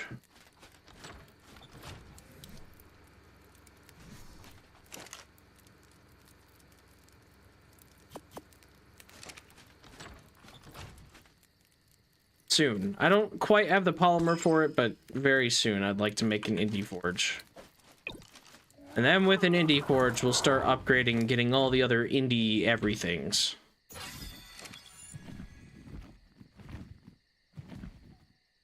Should be over this way. Oh, wait a minute. Treasure map. I don't have a shovel on me. I'll get it when I get back here. Be over about this way. By the way, how do I sound? Do I sound okay? Do I sound good? I went and messed with my audio. I didn't realize, to me, my audio sounded like crap. I didn't realize that. I had adjusted it in the past, and I thought it sounded good back then, so I never really messed with it since. And then I was listening to my own, like, stream and stuff. Every once in a while, I want to go through and, like, review my own stream and just see, like, how it goes. And I'm like, man, I kind of hate my audio. So maybe that's just me learning more about audio and having a better ear for it. But I think it sounded better to me. Hopefully you don't hear a bunch of like keyboard clacking and breathing and that type of stuff. But let me know if it sounds good, bad, or whatever suggestions. This microphone is a cheap microphone. It's a pretty cheap just boom mic, but you know, I think it does a pretty good job at actually getting my audio and not too much noise, as long as I don't have a bunch of noise in the background. Hopefully it's not too echoey too.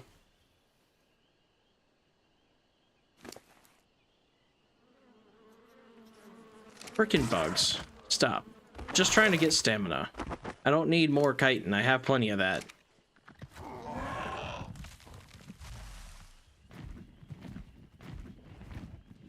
Sound fine? Cool. If you hear anything weird, let me know. I was trying to make it so that, you know, you don't hear me breathing and you don't hear a bunch of keyboard clacking and whatever. I thought my old audio sounded like trash. Part of it was too, though, because I couldn't see my HUD. All of Ark's stuff is in the bottom right corner of the screen. And I didn't want to move my microphone super close to my keyboard because it was going to pick that up. But I've spent some time modifying and changing it so that it's just hopefully better quality now. Okay, PT, you are not going to be able to carry everything I need you to carry now. So...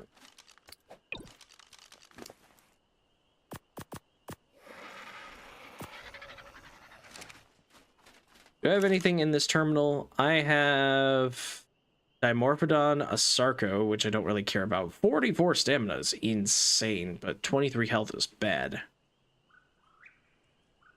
Old Theri eggs, old Calicotherium. I'm going to keep this here. I think I kept my Raptor here too. That's a Pego. Whatever. I'm going to keep that here just in case I die and am over here and need to kind of recover. I will. Cerato spines for sure. All the boss trophies, taking those. Taking the box now too. Lots of gear in here. I got an Ascendant long neck. Got some decent ghillie. Crossbow. C4 I'm never going to use. Cannon I might use. Sniper bullet. Large crop plot. Well, I already made all those, so I don't care about that. Sickle. Racer saddle, Rex saddle, some scuba, saber-tooth saddle I might get. Saber-tooths are actually incredibly fast. Fur armor, I definitely want that.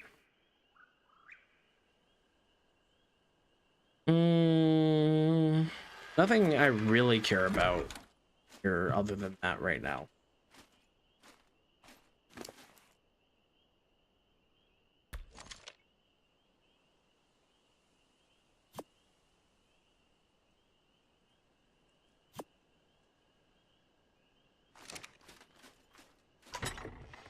And in here we have hide, another crossbow, we have some sap, we have an arcnade, large bear trap, maybe if I go giga taming, but I kind of have a better strat for that now. Pelt, yes.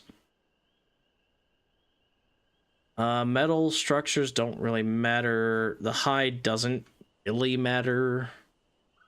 Keep that here in case I need it. Fabricator has metal and oil. Definitely the oil and I mean, I guess I have scuba over there, so I can leave the scuba set here, except it doesn't have a mask, but that's okay. More pelt, yes. I'll leave about 50 narcotics just in case I need to make trank arrows over here for some reason. Tons of chitin that I don't care about anymore.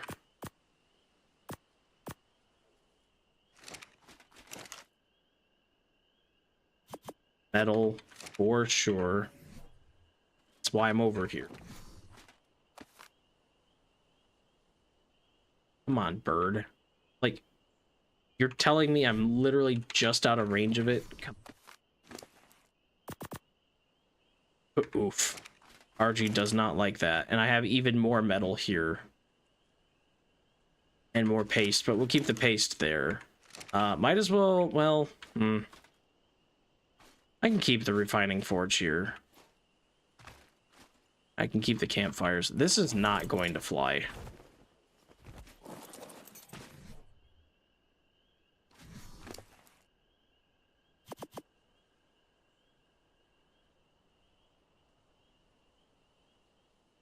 Can you fly without thing on you?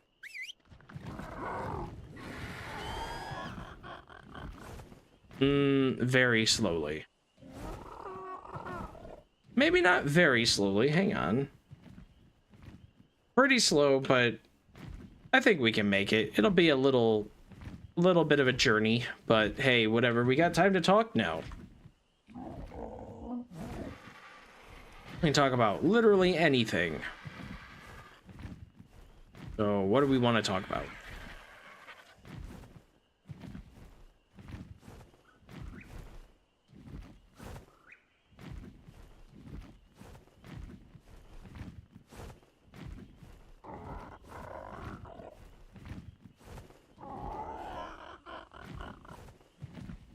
Does anyone here care about the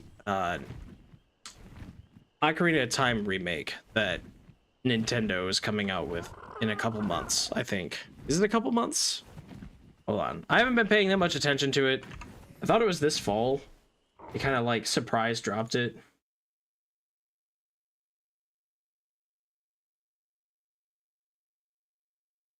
Confirm release 2026.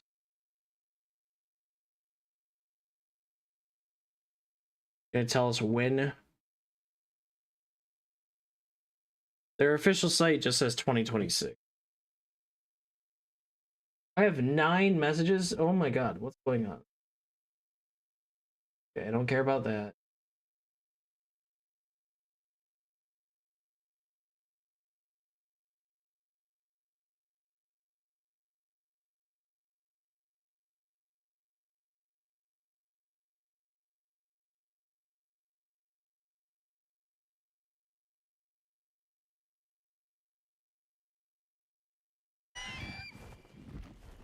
My buddies are trying to plan going to the Renaissance Festival. They're trying to pick a weekend. Anyway, we could talk about that after we talk about this other conversation.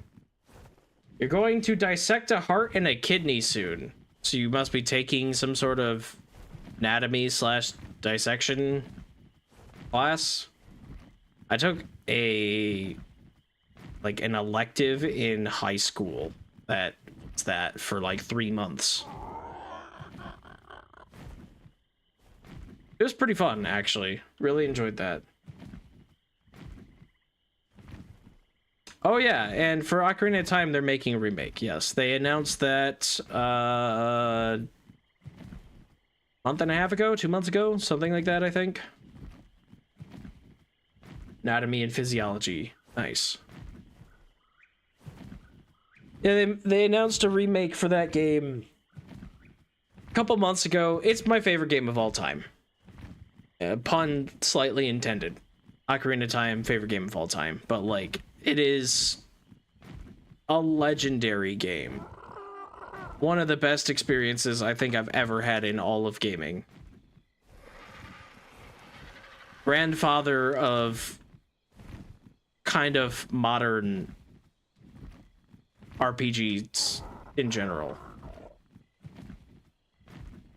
It's a great, great, great game. But yeah, I'm not getting a Switch 2. I would say, you know, oh, I'll get it when it's cheap. You know, I'll get a Switch 2 and I'll get, you know, like, I'll get Ocarina of Time when it goes on sale or whatever. But Nintendo doesn't do sales. Their consoles never go cheap. So more than likely what will happen is I will play it an alternate way, either by borrowing it from somebody else I know or whatever. Maybe I'll get it from like a used game store or something. I don't know.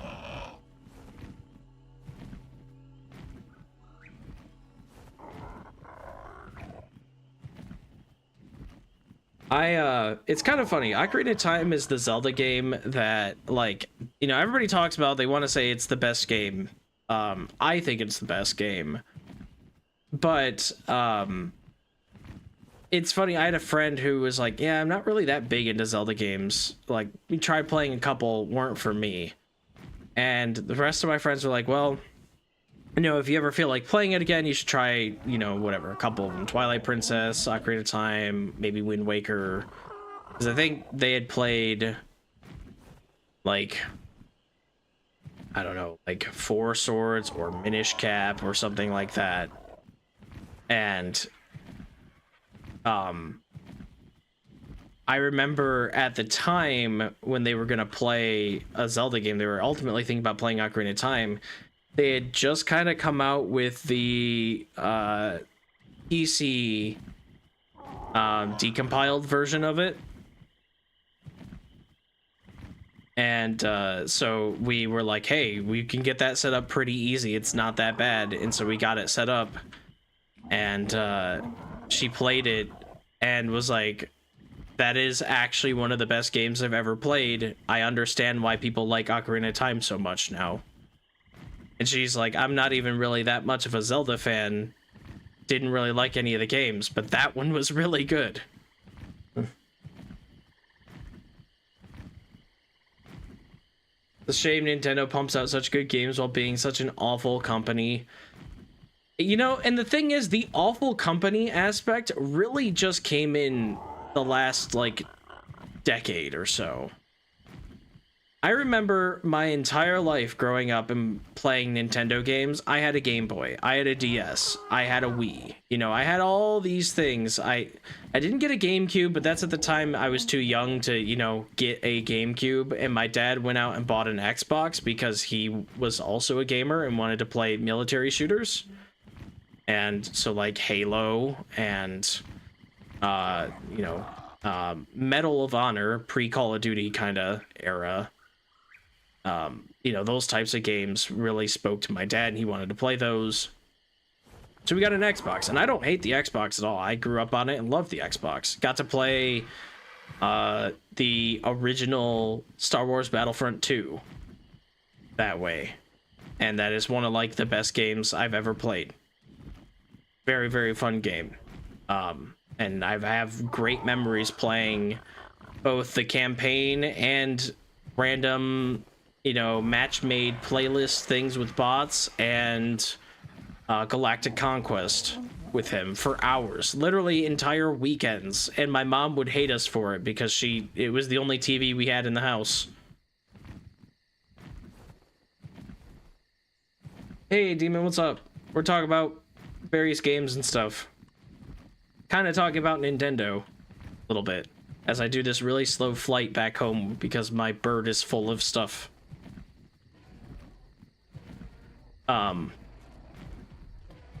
But yeah, I didn't get a GameCube back then because my dad got an Xbox. And so, yeah, Nintendo for a long, long time was just a good company. Their stuff was cutting edge and had a lot of really cool stuff. When they had the Wii, it was like, hey, Nintendo has done a thing with motion that no gaming company has done before. Well, there were things people tried to do in years past, but it was like they actually released a AAA console that was really good and played a bunch of games, and it felt good to play. The Wiimote was actually a decent controller, despite it being a little weird. You know, the Wii was just a really good system, but that is the moment that Nintendo decided that they wanted to branch themselves off of trying to compete with the other consoles, and that's when Nintendo, in my opinion, started to fall off the map. Because at the time, you couldn't beat Nintendo in the handheld market, and you still can't. Nintendo owns the handheld market. But they also had like the N64 and the GameCube and the Wii. The GameCube was a little bit, you know, subpar compared to like an Xbox or a PlayStation, but not by much. But it is documented that like the GameCube versions of games and stuff was a little, you know, a little less than the Xbox, a little bit lower graphics, you know, just it wasn't as powerful of a system. I told you to stop following me. What part of don't follow me do you not understand?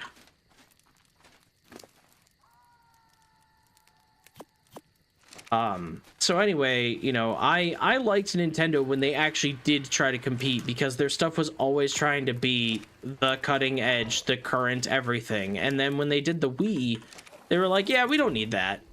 It's fine.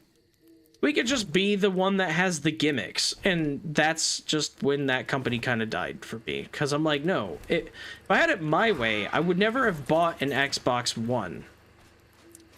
I never would have bought an Xbox 360. If I could have gotten, say, you know, Red Dead Redemption on Nintendo whatever, I would have done that. 100%. I have no console loyalty to Xbox, because despite Halo being a game I played and have fond memories of, it was always a split-screen co-op thing to me because we didn't have internet. And there were other games that competed with Halo for that spotlight for me and my dad. So I didn't get into Halo's multiplayer. It wasn't a revolution. I don't think Halo's campaigns are that amazing.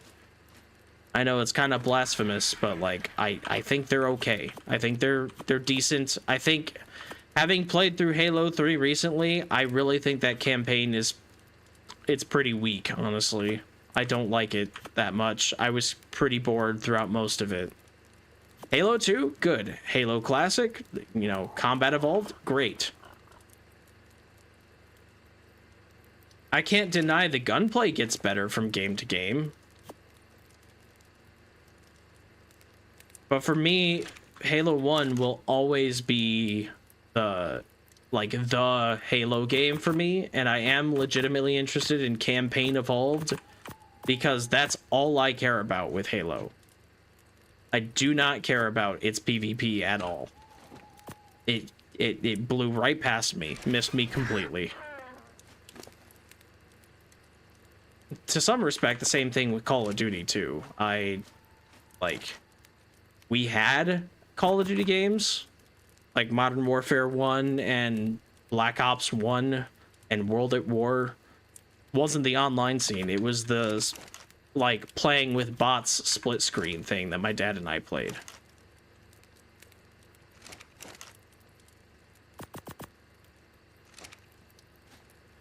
"360 days were the good days. My favorite thing about Halo was the ability to make custom maps and game modes." Yeah. And like, but custom maps and game modes, I don't know a whole lot about that scene because I just never really got into Halo, but like, I would assume you do all that to play online with people, you know? And I didn't have the whole online thing. I didn't have internet until 2013. I had it briefly when I was younger, when I was like, you know, probably like in 2005. When it was like just barely past dial-up era. But we only had it for a bit before we couldn't afford it because of the whole markets being crap, and that eventually leading to the '08 recession. We had to get rid of the internet. And because of circumstances and the way they were, there was just really no way for me to get internet until 2013.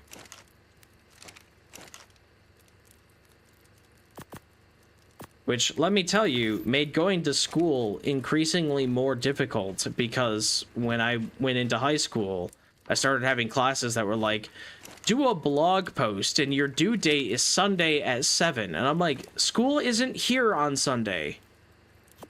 Like, it's when classes started doing these things where it was like, yeah, this is due on the weekend. And their logic was like, oh, students will have more time so that it doesn't have to be Friday in class. It can be done Sunday. And it was all about these blog posts at the time. And I'm like, I had to talk to my teachers and be like, I don't have internet. The only internet I get is whatever you provide me at school. And for about, at the time, it was like 3 or 4 hours, I was at a library. And I would tell them, like, flat out, I can't do this.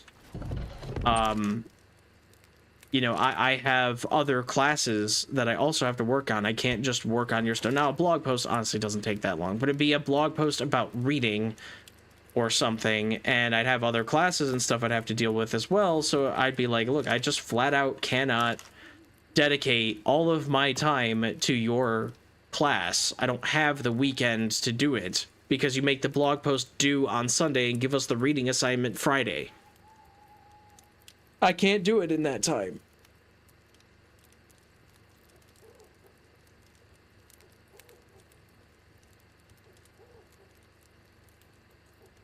Those online classes are such crap. Hire a teacher. It was my teacher in high school. Like, I had a physical class and sat down with them. But my school was I currently live and went to school in a wealthier district. And so it was somewhat unheard of for somebody to not have internet. And my teachers were cool. They were cool about it. I explained the situation, was like, look, I just cannot complete your assignment in time because I don't have internet. And you have written this curriculum in a way that you assume that I do. And I get why you assume that I do, but I don't. So... And they were cool with me. They'd be like, look, if you need it to be due, let's say, you know, since you don't get 2 days, yours can be due Tuesday night or Wednesday night instead of Sunday night. Which made the blog post thing kind of awkward because the whole point was to, like, reply to your peers about a topic.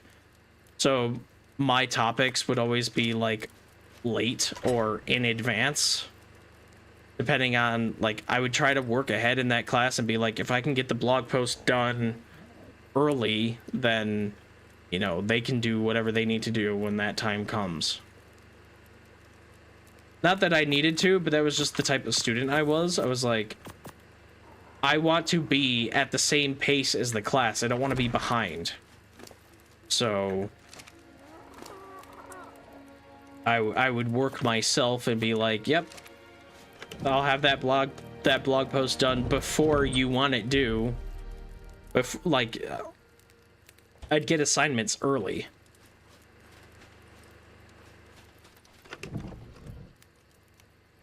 She'd be like, yeah, our next assignment's gonna be, you know, over these chapters due Sunday. And I'd be like, cool, I'll read those chapters ahead of where we are. And I'll have it done Thursday or whatever.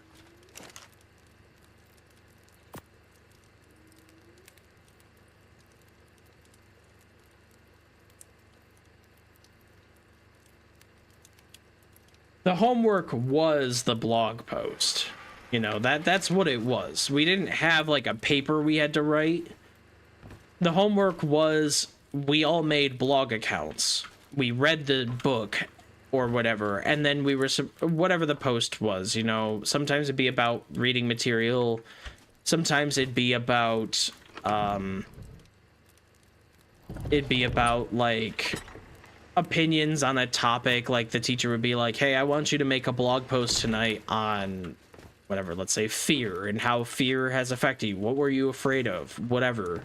And your assignment would be make a post approximately this many words and reply to 2 other people approximately this many words. And then she would go and read through every single blog post and every single, like, thing that people commented and grade you accordingly. And it wasn't a hard class. It wasn't difficult. It was like, I think this was when I had American literature, which focused a lot on writing and also American literature. It was like a combo class.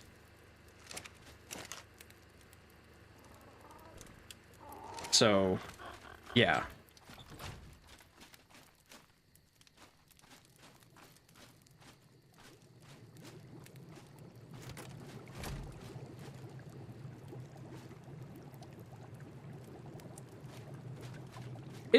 It honestly wasn't like a bad thing, really. It was just a point that I had to go to them and be like, you know, I can't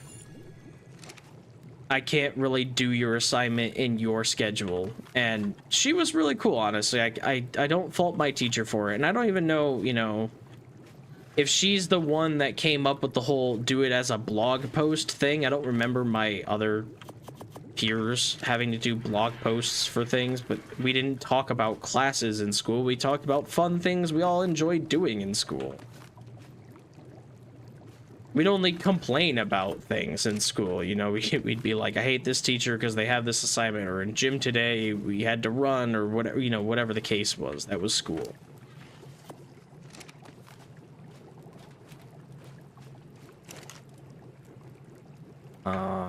Trying to think. I think it was lemon and carrot for the bug repellent. Or lemon, 4 carrot. Let's do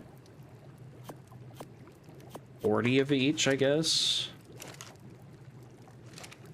Huckleberry, potato,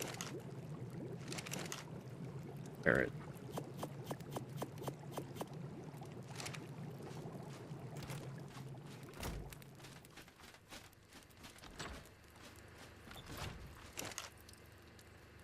This has narcotic in it, so we'll just transfer that over here and grab the pelt. I don't know how much I need. Matter.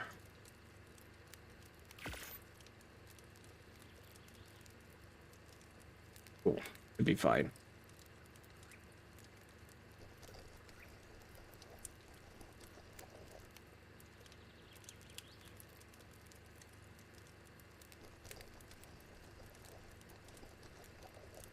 Oh yeah, I mean, it was required for us to reply to the blog post stuff and to, like, you know, I really loved the way that you whatever. It's like nobody actually cares. You told us to write this, so we did.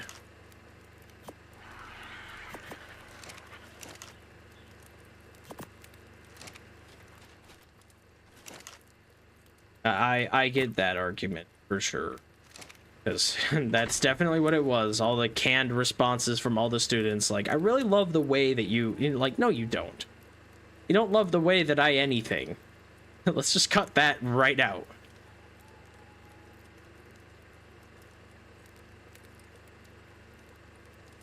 But, you know, that was the class, so that's what you did.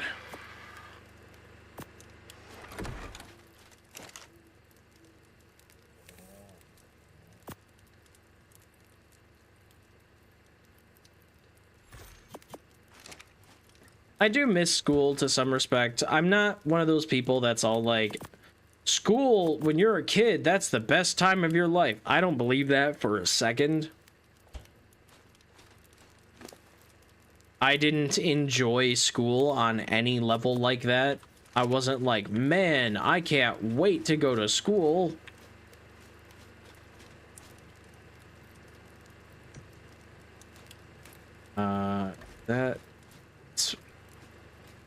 I think that's facing backwards, but you know what? I don't really care.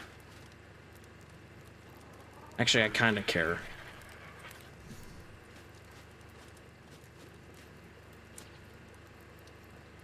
And okay, it's fine.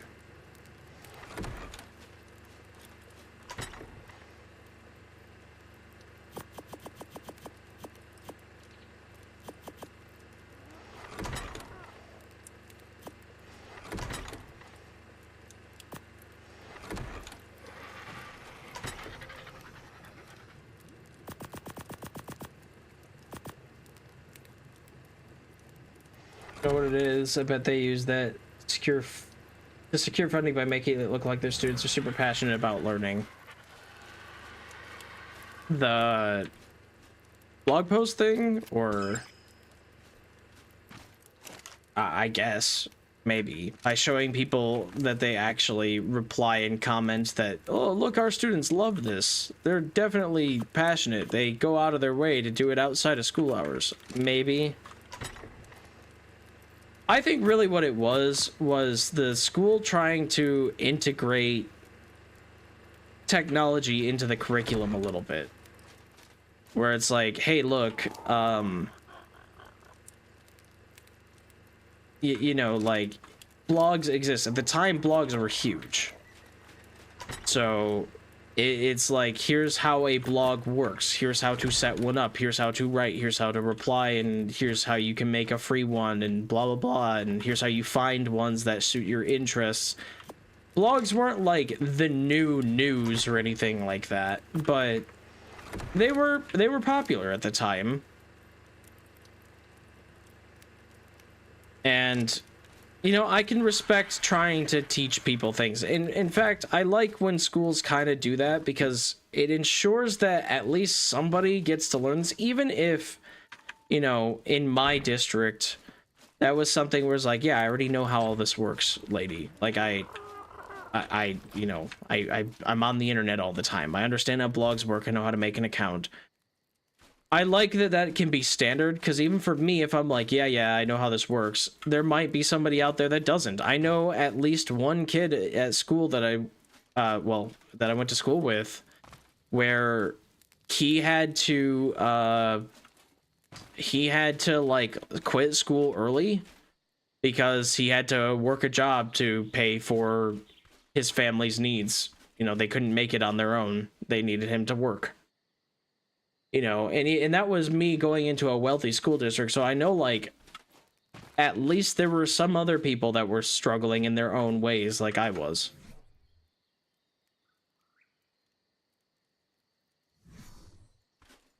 So, I do enjoy that kind of standardized curriculum stuff about technology and the internet can come from school, because that means you can guarantee that somebody got exposed to it. And you never know what people's circumstances are. You know, I didn't have internet, so if we had never done the blog post thing, I probably never would have done it in a past time. For me, the internet was, at the time, Facebook, because that was really big. It's Facebook's games and stuff, you know, that whole era of, like, you share a post, and if you share a post and somebody clicks on it, you get 100 coins or whatever that helps you build whatever, you know, all those idle games that are on Facebook. That was really big at the time for me. So that's what the internet was a place to Google my homework and write my papers and then play Facebook games and talk to my friends on Facebook. That was the era. I never really would have explored blogs and taken a look at things, and there were a couple blogs that I liked at the time. I don't obviously read blogs anymore. Blogs have kind of fallen off the wagon. They're not really that important anymore.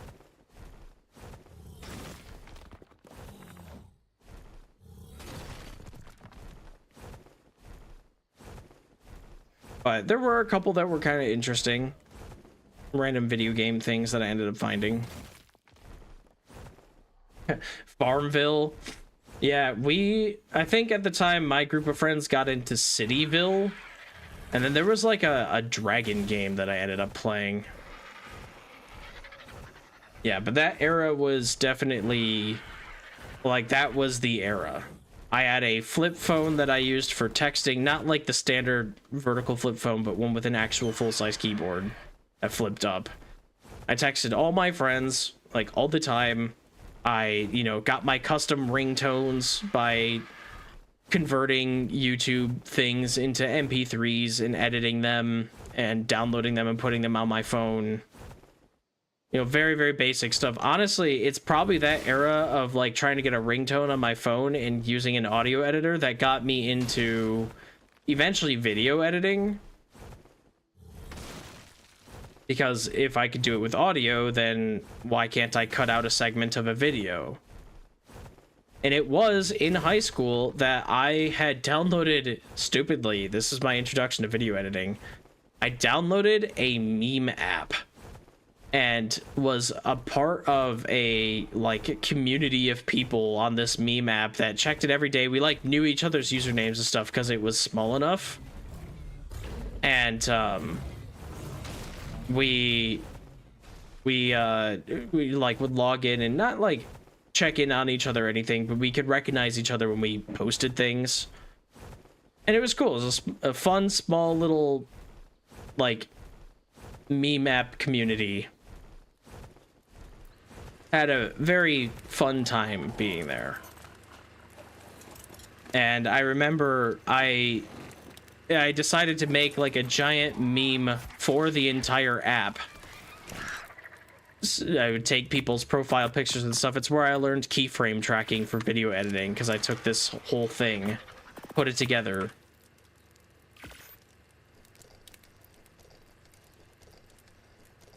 And made a GIF version of this video. So like I learned how to use a video editor to make GIFs. And that was my first introduction. And that's when I realized I actually really like video editing.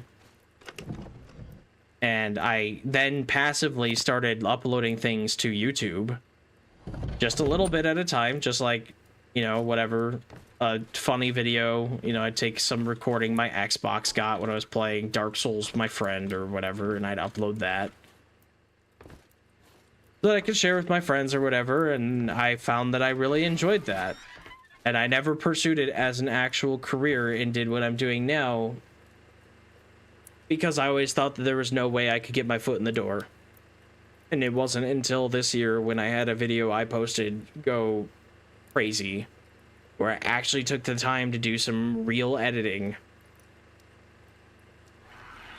that, you know, I found out that I can do it. I was playing RuneScape in the library in like 06 because we didn't have internet at home. RuneScape was big when I was a kid too. People were playing it on the school's computers. So was Minecraft Online. There was like a website where you could play like a version of Minecraft for free that you couldn't save your progress or anything. You could just like play online. That was huge too. It was the first boom of Minecraft when everybody had first discovered it and was like, this is really cool, and then it died out, and then it got big again because like a whole new generation of kids found Minecraft before they found Fortnite. iFunny was not the one, but we did, as a community, we would like mock iFunny, and we would get raided by iFunny users and stuff, and we would like, sometimes we'd have people go over to iFunny and raid and be like, we're better, blah blah blah. I don't even remember the name of the app anymore. All I remember is that it was a small one, and the guy who made it, it was like one dude, a solo dev, made this app, and for a long time, for years, he was he was saying that he was making like a 2.0 version of the app to make it even better, because the app was cool, but it was a little annoying. Eventually though, he just stopped supporting it and it got taken off the store. He made a post. We had a whole community, you know, basically funeral procession about it.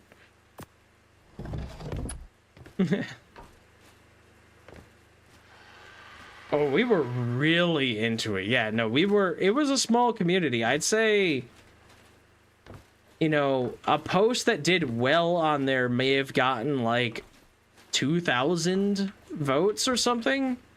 Most of them were sub 1,000. And so there are obviously a ton of lurkers, but like that means you're a community that actually had accounts to comment things on all the memes that were being posted. That was even smaller. I'd say there was maybe 500 people, you know, maybe more, maybe less. But there's probably like 500 people that actually actively engaged and commented and posted and like were part of this community.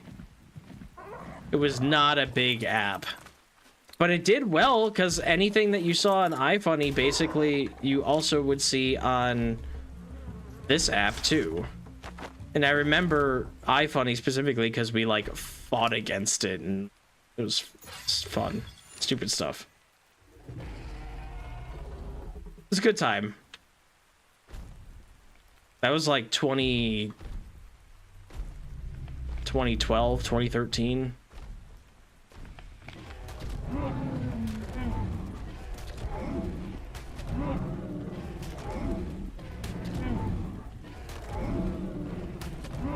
But yeah, it's funny how, like, it's the type of thing where I will never, like, if I have kids, and I hesitate to say if, because I want to have kids someday, but, like, I'm nowhere near that.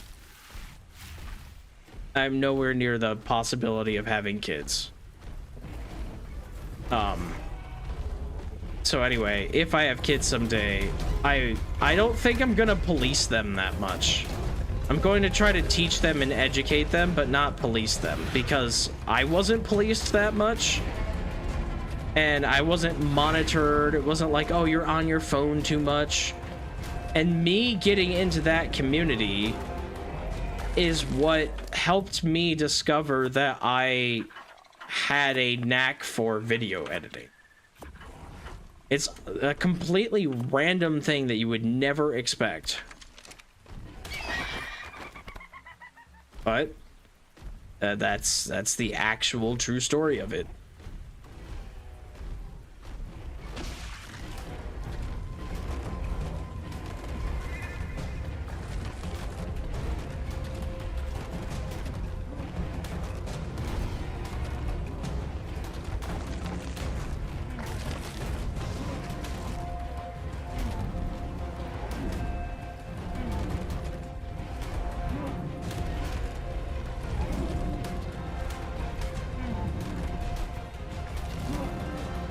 The way I was raised anyway, it wasn't, I was never like discouraged from doing anything that I really wanted.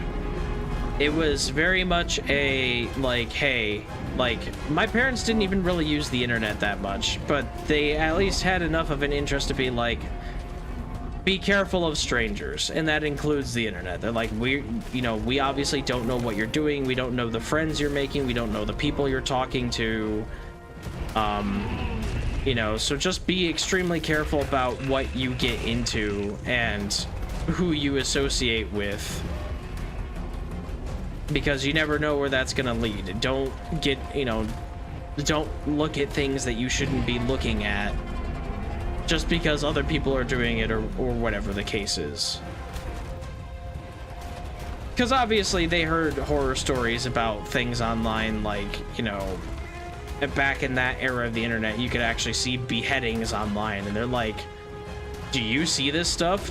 And I'm like, I mean, it's popped up maybe in image search results, but like, I'm not actively seeking it. And they're like, just make sure you don't want to even like get into that.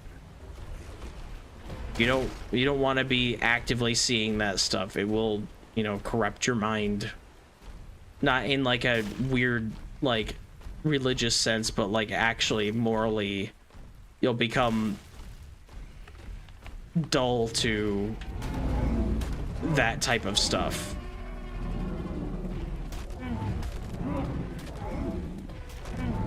And you don't really want to have that. And so, them just telling me that, and I never had a reason to doubt my parents. I never did.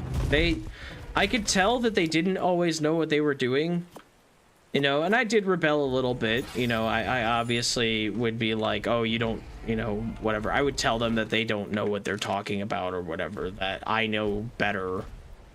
But I didn't like straight up rebel and like I'm not listening to you. I will like drive my car wherever I want. I will steal money, go to these like parties or whatever. I didn't do anything like that. It was just a matter of like, you know what? If I want to, you tell me to go to bed at 10 and I say no, I want to play video games instead, I will stay up and play video games. And then they'd see me and they'd be like, thought I told you to go to bed. And I'd be like, yeah, you did, but you know, I just want to keep playing for a bit. And they're like, all right, but if you're tired, that's on you. And that was basically the extent of, that's not even really rebelling. That's just like, I didn't do what they said. And then their thing was like, okay, the reason why I told you to do this is you're going to be tired tomorrow.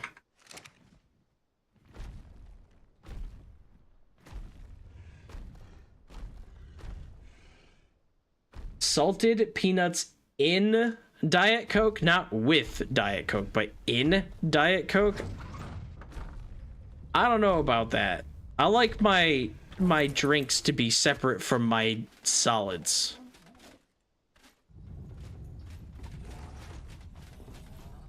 You put them in the bottle. I don't know about that. I don't like soggy peanuts. I've had things with cooked peanuts in it before. Not a huge fan myself. And these aren't really cooked, but like I assume the acid will soften them. Not a big fan of softened peanuts. I can kind of get the flavor though. I can sort of see why that might be good.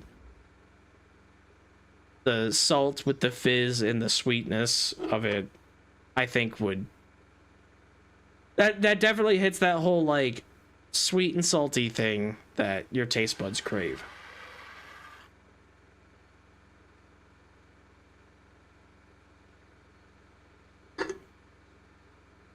But, you know, I've never...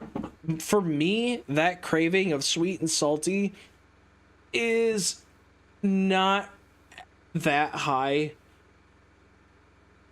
I never got on the salted caramel kick. I'm not a big fan of salted caramel. Just not. I mean, I've had it before, and I've gotten like, you know, I've gotten like for Christmas or something, a gift that would be like, yeah, here's a jar of like salted caramel chocolate things. And I'd eat them. But I don't go to the store and buy anything salted caramel for myself. Not a big fan.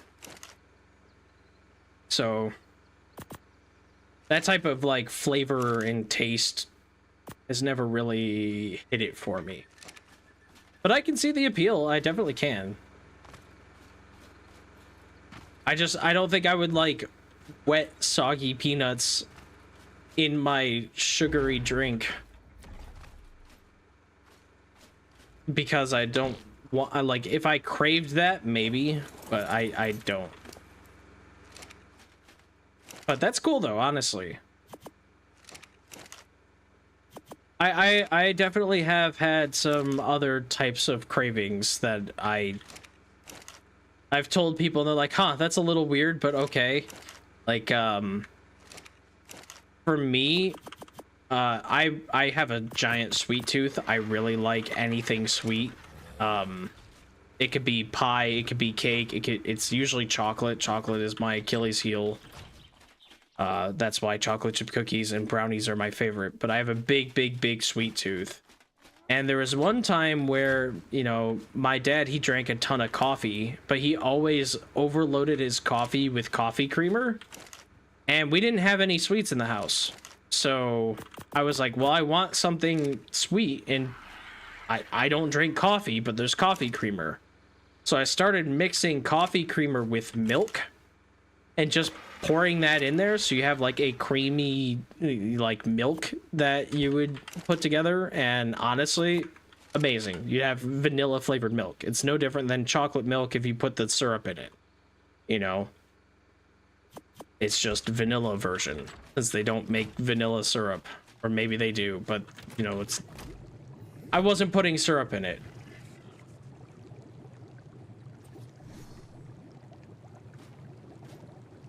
And it worked out really well. One of my favorite things that I discovered I liked, but not something that I like actively get or anything. That's still stinging me even from here. Okay, it's in a separate, like, building, so it can't get me through the wall. Good. So now we're making giant bee honey, which is good. Because we need that to start making the real cooking stuff. Okay, so I just came back with a shipment of metal. After sorting everything and trying to consolidate things even more. We need to look at what we need for an industrial forge. Industrial grill is something I could make probably right now. But I'm more interested in the forge. 250 crystal, I'll probably have to go get 600 cementing paste I can make, 400 polymer, I can farm penguins, 400 oil is going to be the rough one. I don't have 400 oil. I have 243, and there was some in here for making jerky. And oil is very difficult for me to get because of it's an ocean resource. I don't really have ocean tames. So that might be what I have to do. I was talking earlier about the backwards thinking logic you have to have for Ark. This is one of those moments I just had where how do I need oil to make something. I want to make a forge. I need oil for the forge. I get oil from the ocean. I need a creature for the ocean. So now I'm gonna go get scuba gear ready and go to the ocean, I guess.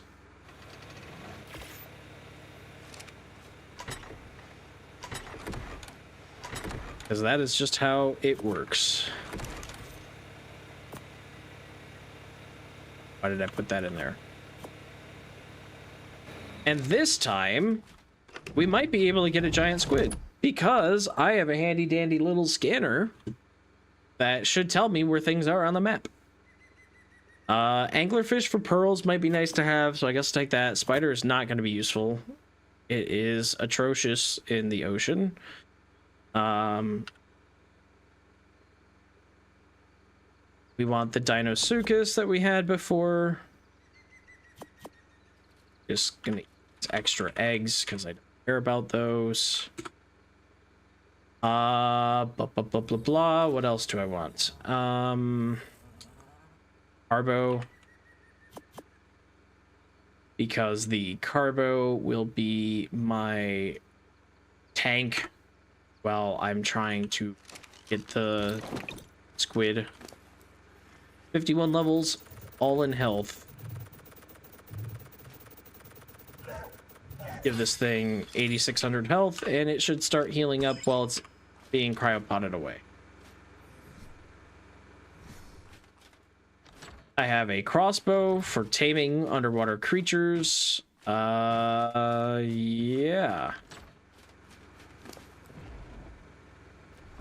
Where is my PT?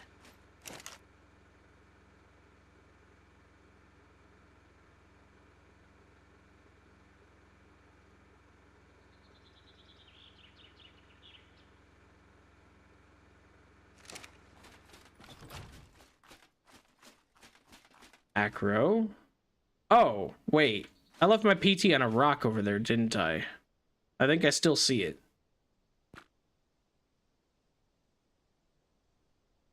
Well, that's problematic. I was having too much fun with the acro and I just walked straight into my base and didn't even think about it. PT, are you safe over there? Can you come here now?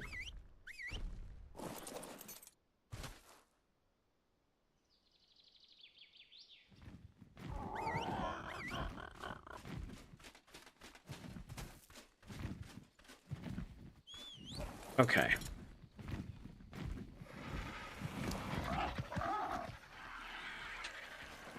My general character's weight is not something my PT enjoys, but that's okay. I'm not planning on getting a ton of resources. Acro, chill. You good? You just sit there and look at me with your freaky eyes? I'll get this treasure map later. We'll take the RG in case I need to resource haul, but I'm hoping that we're just going to do some ocean exploration. Closest ocean is this way.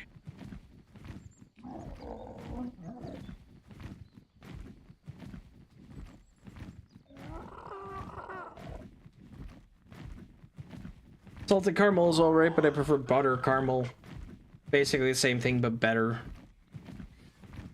Can't say I've really had butter caramel.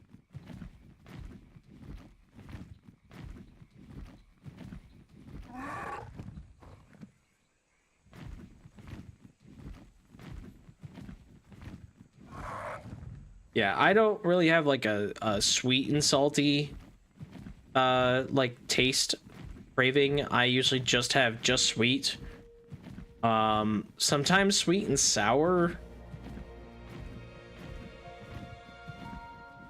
If I do a sweet and salty thing, the closest I get to that is like chocolate covered peanuts or chocolate covered like popcorn, something like that. A snack that is usually chocolate covered because chocolate is my sweet of choice.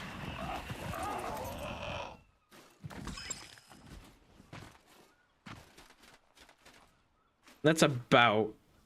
No, stay away from me.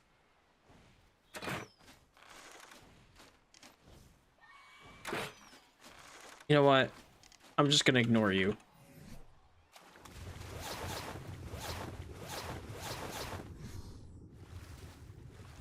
Already being hunted by a megalodon. We love it.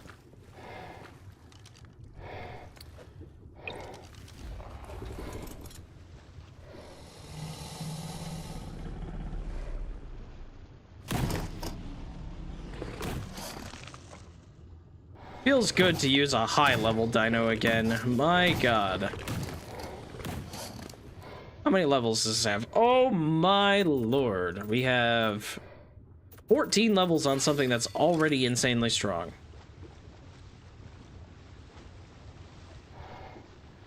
Alright, so while I'm here... Oh, that's not what I wanted. Ooh. Gene scanner, creature scan.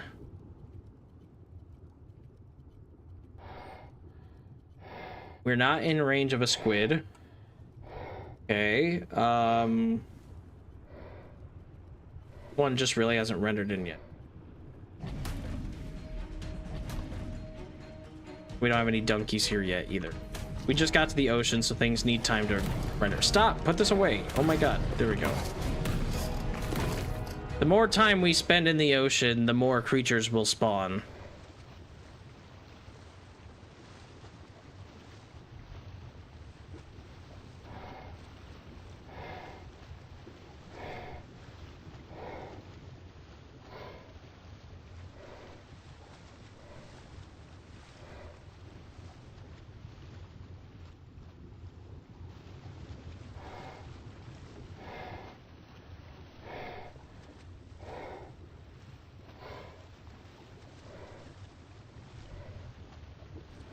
So let's see about... We got eels. Nobody likes eels. Get closer.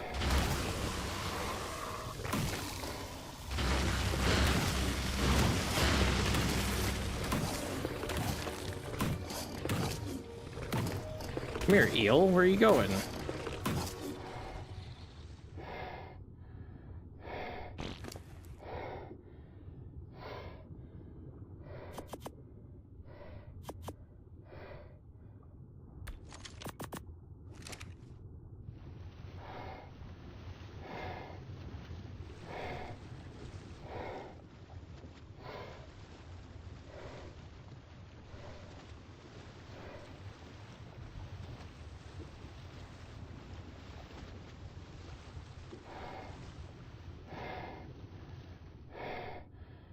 Is this a cave? What is this?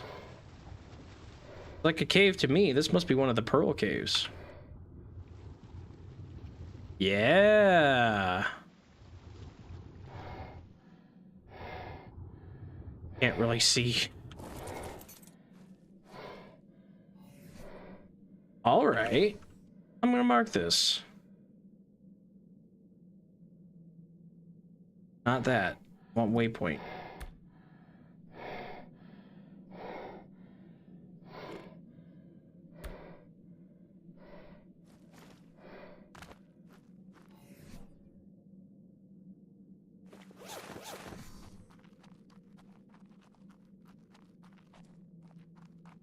I don't know if this actually has much for pearls in it. It is a cave. It might... Oh, it has oil, though.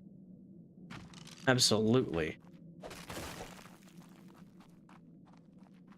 I need a ton of oil if I'm going to make anything industrial. It does have pearls in it. Nice. Ah, and because I have a spider now, upgrade. Whip harvesting. Give me these.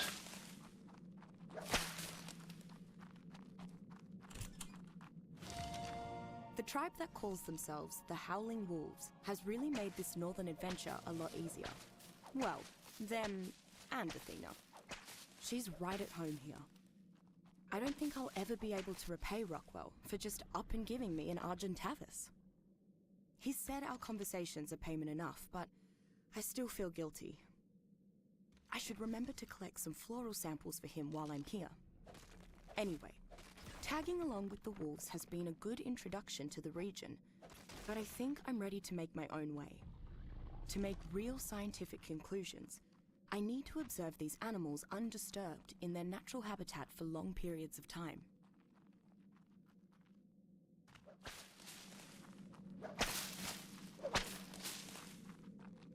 I think I got all the pearls. Oh, wait. Oh, definitely didn't.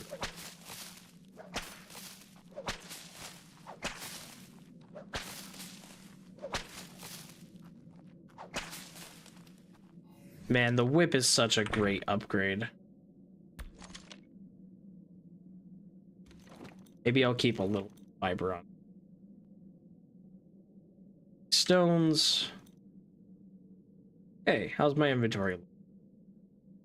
100 silica pearls? Heck yeah.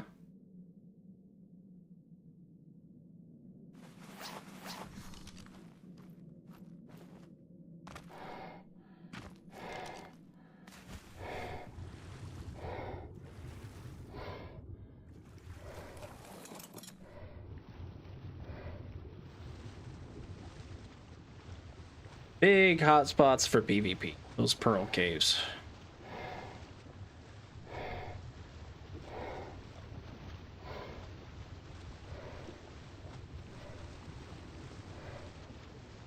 Ooh, red loot crate. It is... The ocean crates got nerfed or something. They used to be really good, and now, like... Apprentice Mosasaur platform saddle and Apprentice... Procoptodon saddle, like... Where's, like, the harpoon launchers and stuff?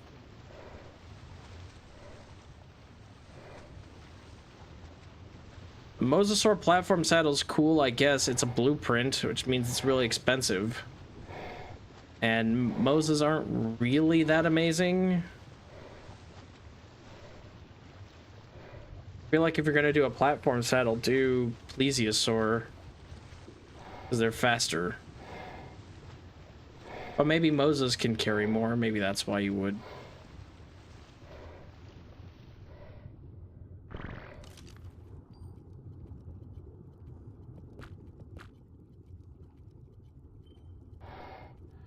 No, donkey, really?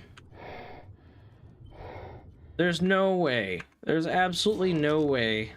Come on, ocean. Spawn some creatures.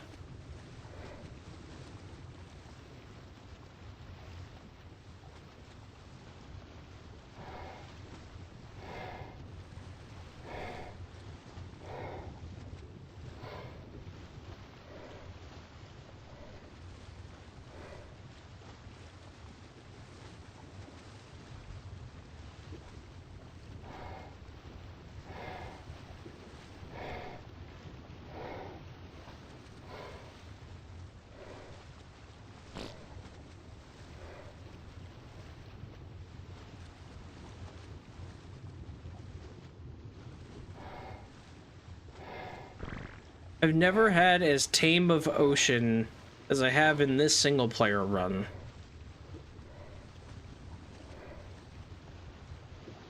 They're usually packed full of extremely dangerous creatures, eels and piranhas and the Zephactinus, like barracuda things, the giant squids, mosasaurs, plesiosaurs, megalodons. Like, everything in the ocean is a carnivore, almost.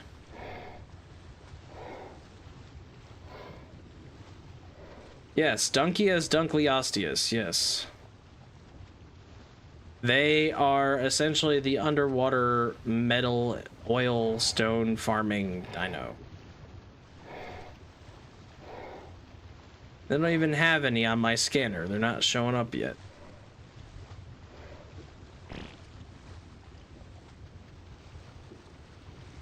I guess it could be time for me to tell the game to do a dino wipe. To force it to respawn things. But, like, I haven't really, like, found or killed any of them, so... They shouldn't be at a point where they need to respawn like that. They just probably haven't initially spawned at all.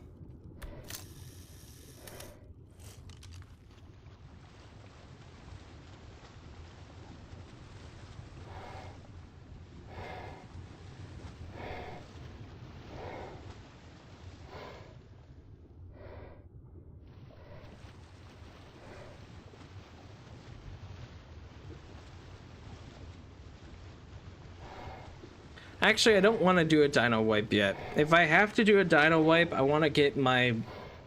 Hopefully get the 140 acro that I saw on Carnivore Island.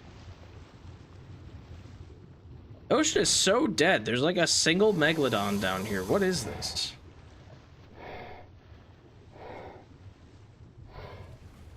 I say Dunkleosteus because that's what I heard on a National Geographic prehistoric creature channel show one time.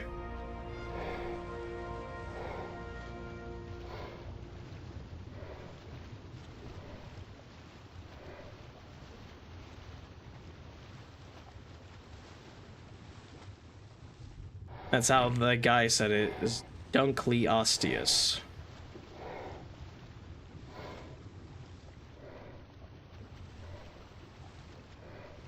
Maybe Dunkleosteus. I think he said Lee. Probably Dunkley. I don't know. I go with what the science show told me 20 years ago.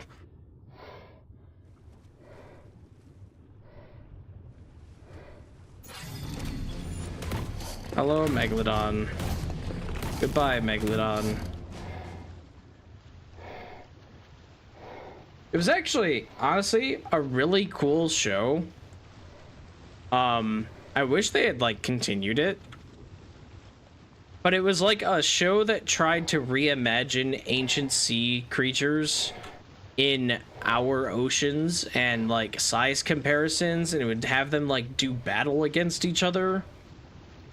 So it'd be like what would happen if, like, a Dunkleosteus went against a mosasaur or whatever. Like, I don't know what the show was called. I was too young to care.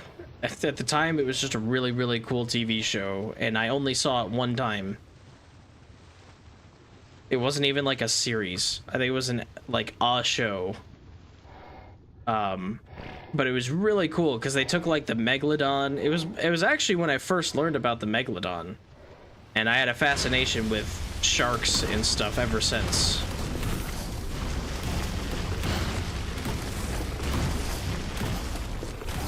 Leopleurodon, get out of here, man. That's a level 100 plesiosaur? Oh, hang on.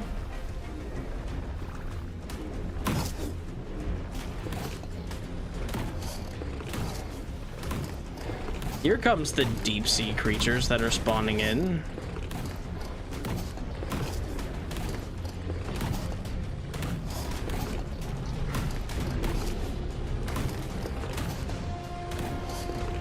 Plesiosaur might not be a bad option because I don't really have a good sea creature. I have this, which is fine, but I would like to get a good actual sea creature.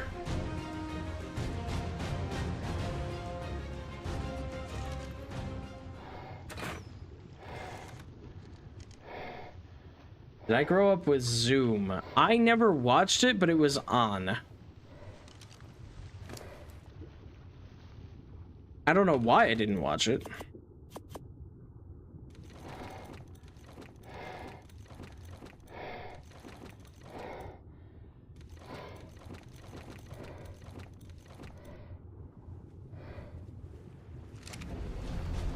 Oh, you're back.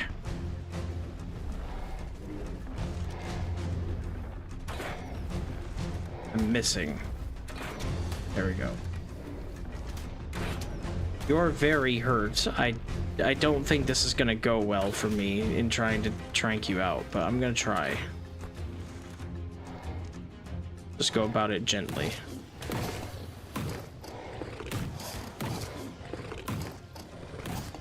What's the matter, anglerfish? Where are you going? You started that fight.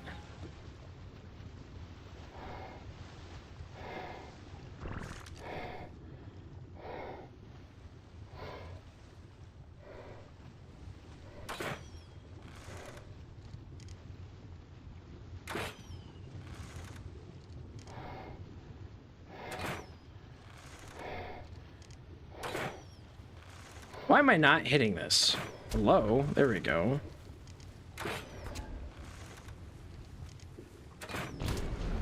There's no way you're tranking out already. Eels. Really?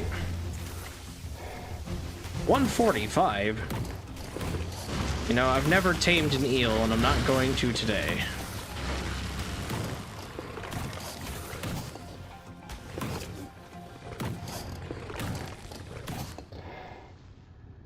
Come back here, plesiosaur. It's amazing how quick you can run away from combat.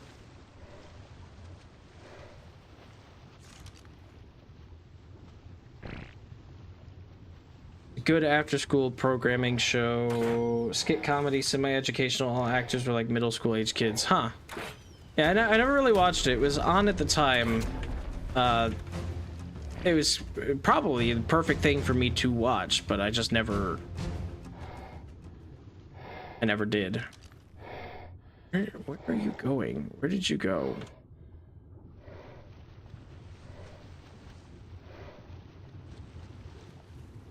Oh, there you are. Hi, plesiosaur.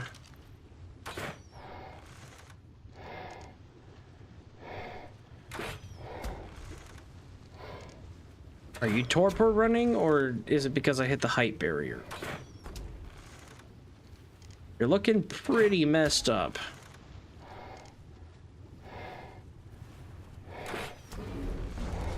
Okay, you're not torpor running.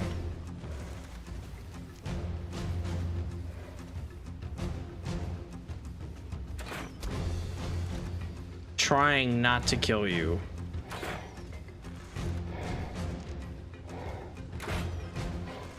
How am I missing?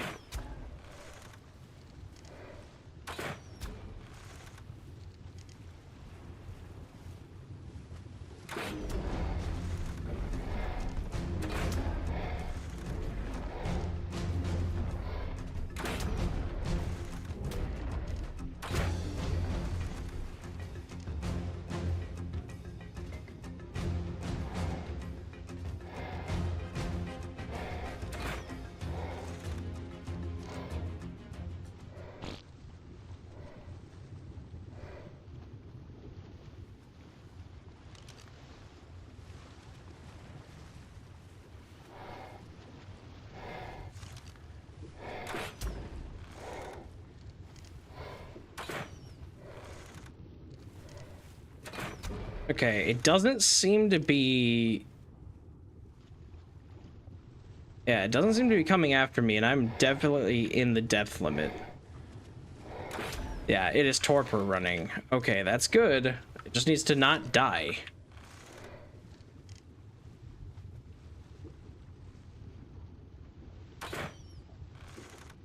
That one's a miss. So a miss. That one hit. I'm gonna try to keep my time between shots kind of low. It should build up torpor over time with each shot slowly. As long as I don't spam it, I think we got it.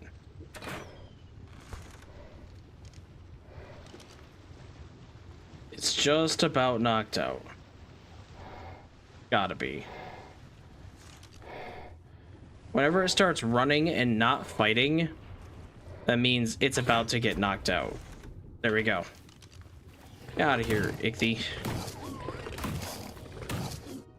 Okay. Nothing should fight it either because it is an apex predator and really nothing comes after them. No combat music? Okay, no combat music. Cranked out. Male level 100. We'll take it. Whew. Okay. The original run of Zoom was in the 70s, got revived in 99, and ended again in 05. Yeah, I think... So in 05, I would have been pretty young. I would have been... like... about 10 years old-ish. No, 9 years old. I don't care if people know how old I am. I was born in 96. So I'm going to be 30 this year. I haven't yet had my birthday. But... So...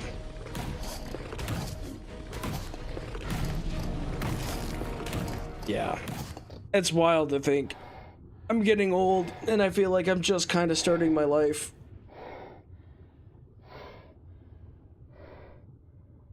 So it was a little bit like I wasn't in middle school. I was around middle school. I remember seeing it on TV, but I didn't know what it was, and my parents never my parents would never watch it, and I never flipped to it.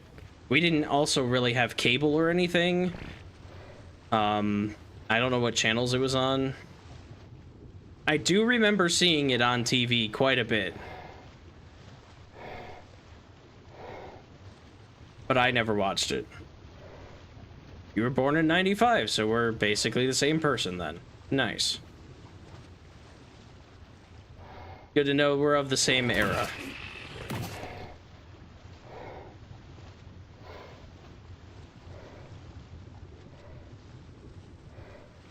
I'm pretty certain the official cutoff for Millennial versus Gen Z is 1995.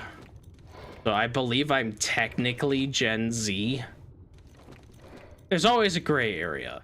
I wouldn't really consider myself Gen Z, but I also don't consider myself Millennial because, you know, those types of things are not really a good indicator of anything, but yeah, kind of funny. I have values from both sides of the generations, which makes sense as somebody born pretty much in the middle of it all.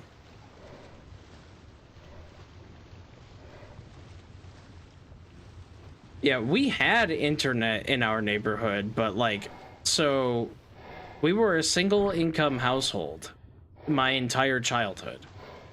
So before 08, we didn't become a dual income household until 2006 or 7. And when we were a dual income household, we had internet, cable, and a bunch of other things. So we were right around the time of the 08 recession. We had some of those things, but as it got closer and closer to the recession, you know, my mom ended up losing her job because she was just working part-time. She had a bunch of disability concerns too.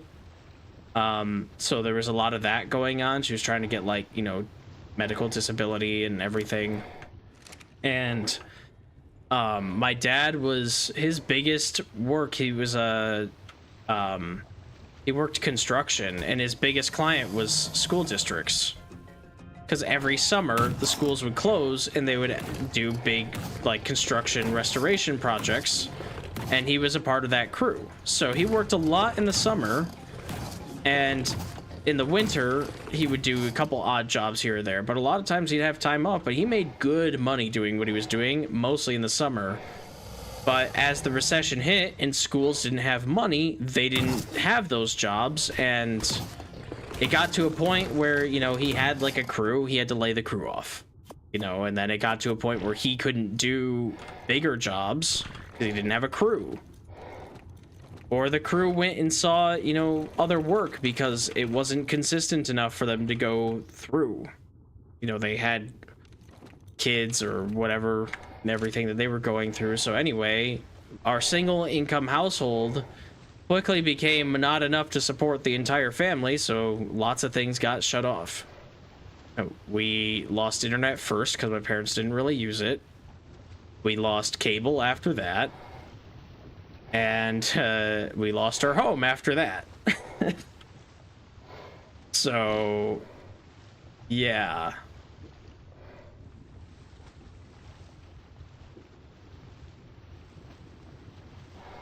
That led to a lot of problems. So basically from 2009 or 10, I think it was, when, because, you know, economy was slow to recover and whatever.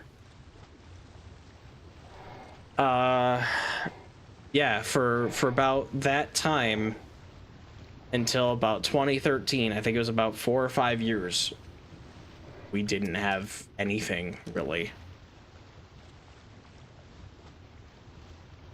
It's a really long and complicated tale and involves my parents and their marriage and lots of issues. You know, I'm not going to go into that on stream and stuff, but very, very long, complicated tale. Long story short is didn't end up getting any place where we were stable again until 2013.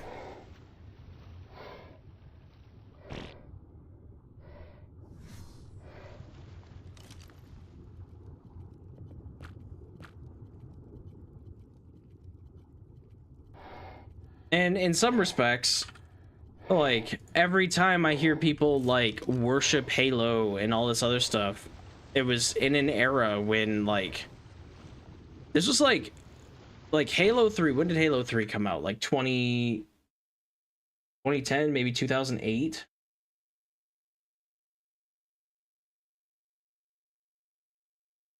September 25th, 2007. When did the stock market collapse? December 2007 until June 2009. Literally, Halo 3 came out like 2 months before the US's recession. And it's one of those things where it's like, I sort of resent everybody being like, oh my god, Halo 3 was this amazing time and era. Not that it wasn't that, but I'm like, did you guys not get hit with this recession? Like, at all? Because we weren't buying video games, because we couldn't barely afford power or food. Like, I don't know. I have this resentment with the same thing with COVID. COVID really bothers me because in 2020, when everything shut down, I worked a job that was ultimately deemed essential. And so I have a big resentment because a bunch of people, you know, when COVID was going on, everybody was like really freaking like pretentious about everything, about, you know, whatever. Everybody had their beliefs on what was the case, what wasn't the case, and the simple fact of the matter is we just didn't know a lot about anything. So businesses, you know, had policies that reflected what we knew at the time, and I happened to work in an essential worker business and got to deal with like some of the worst people that had a chip on their shoulder all the time. And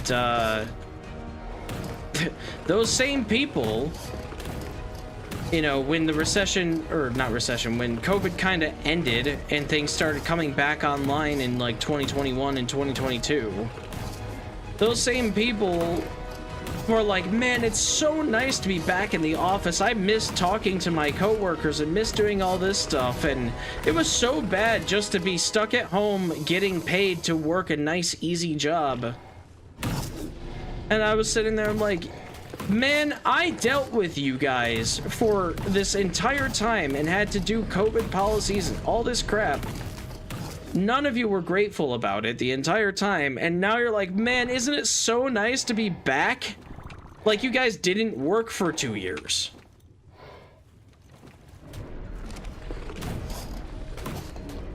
I do not look fondly on those times of my life because it's just like, it seemed like I dealt with things that a bunch of people didn't. And I know that's not true. I know that people dealt with a lot of the same issues I did. But I just hated the rhetoric around it when it's so nice to be back. No, it's not. I never got to you know what? I'll take your job and you can take my job.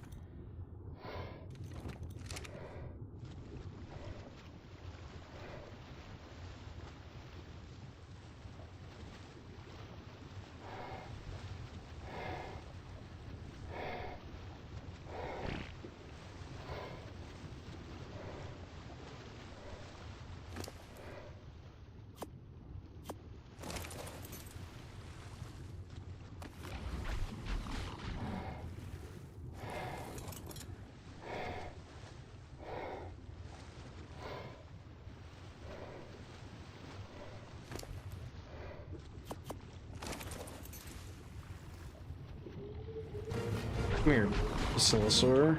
I need you. I don't like going on these, like, rants. I mean, I kind of do. It's therapeutic in some extent to be able to vent your frustrations.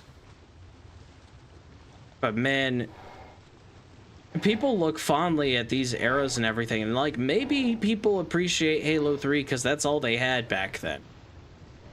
It was a recession, and maybe they didn't go on as many family vacations and whatever. Their family hunkered down and stayed home to cut costs or whatever. But they had internet, and they had, you know, an Xbox 360, and they were doing late night gaming sessions with all their friends. And they did that for like years because Halo 3 ran for forever. And, you know, it's just an era that I completely missed because of circumstances that were not in me or my family's control. And I hate being reminded of that era. And unfortunately, Halo 3 kind of was the biggest gaming thing that happened in that era, so it's always going to go down as a legend, and every time anything associated with it comes up in news, just always going to be a part of the history.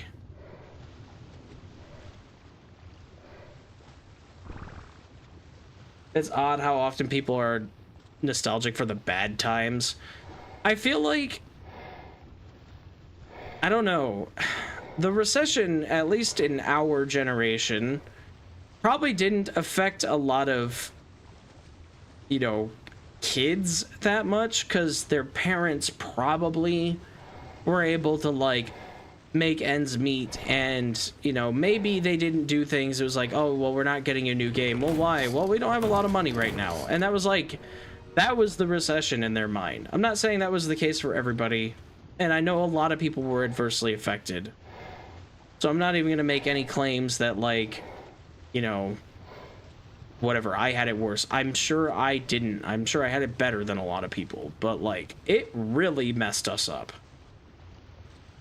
And it always bothers me because like every single like friend of mine I talk to, they're like, yeah, that was a bad time. I'm like, so what happened to you guys? And they're like, oh yeah, we just like, you know, money was a little tight, you know, we didn't get to have internet for a little bit, you know, for like a year we didn't have internet or something. I'm like, oh, so you like didn't lose your entire house like I did.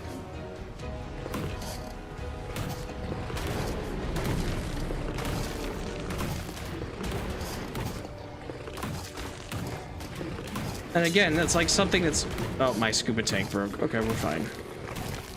It's like something that's out of my parents' controls. I don't have any resentment towards my parents. Not gonna blame them for that happening. It wasn't something that they could do. It's just unfortunate that the market was the way that it was.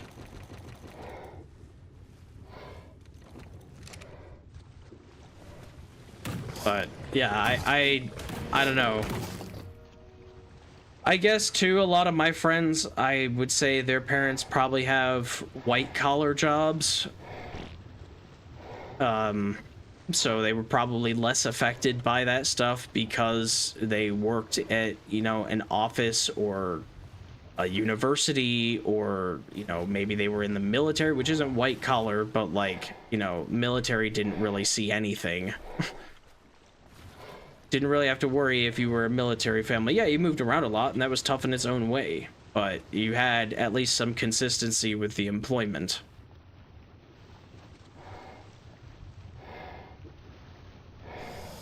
And that depends on even what branch of the military you're in and what your job actually is.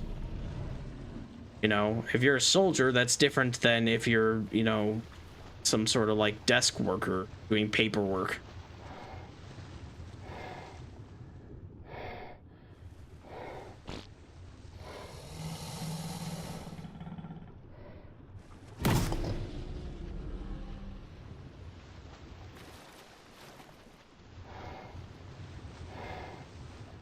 But I don't know.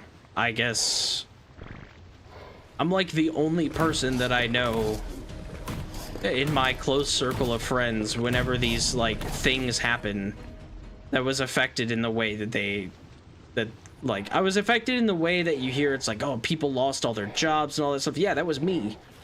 I was like part of the common denominator, and somehow like all the people I know weren't. And it always upsets me. Not because, again, of like, I don't hate like, oh, this was my situation. I just like, I don't like it when people try to understand what life was like when they didn't have to go through any of the same things. I think that's the synopsis, the summary of probably the crux of the actual issue. It's like all the people that saying it's so nice to be back in office, like all the people that never left, that worked their job the entire time, that dealt with the stress and the unknown, who worked extra shifts and had their coworkers leave and had people they knew die. It's like, you guys had to work from home and you still made all the same money. You just were home and got takeout more often. And a lot of people that I knew, you know, lost a lot of stuff. And you're trying to say how bad it was, how tough it was for you guys. And not like my friends or whatever, but like you'd hear this stuff on the news, like when news anchors and stuff started coming back and they were like, oh, it's so nice to have everybody back. It's like, don't even start, man. I don't know. Old man yells at cloud moment.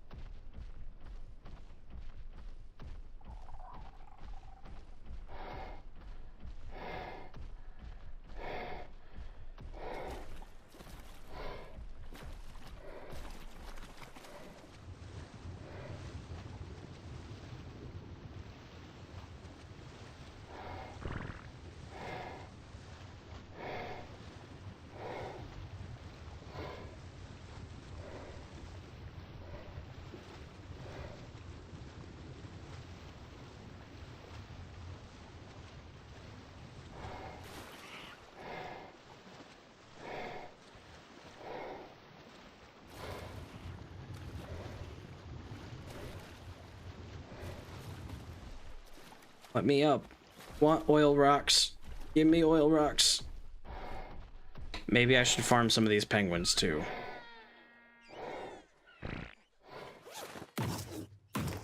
I think I'm done exploring the ocean for now. I got a couple water tames, and honestly, oil will be less of a concern because of how this terminal works. For the mod. Because I have a basilosaur, they make their own, like, bio-organic oil. So, as long as they're in this terminal, they'll passively generate oil. And I will just use that.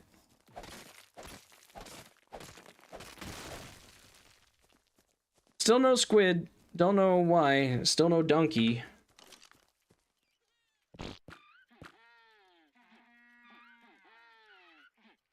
Nope.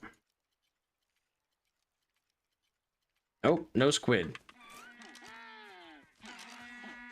So probably what I'll try to do is over the course of the weekend, I will try to farm for what I can to make shotgun shells. I'll make a ton of shotgun shells and then work on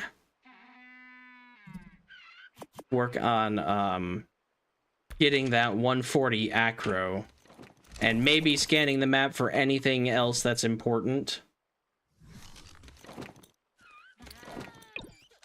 And then I'll do a dino wipe that'll clear the whole map and respawn everything the way that it should be. Hopefully we get some cool creatures. I'm still wearing the mask. That's a little annoying. I should probably take that off. No Karcha. No Giga.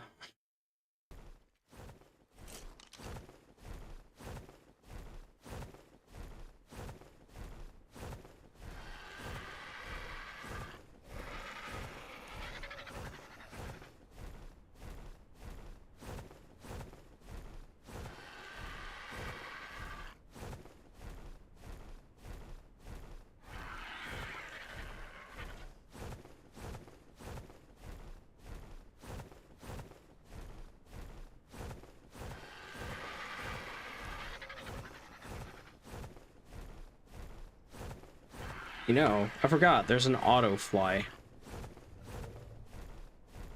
Cool. Now I can be more casual.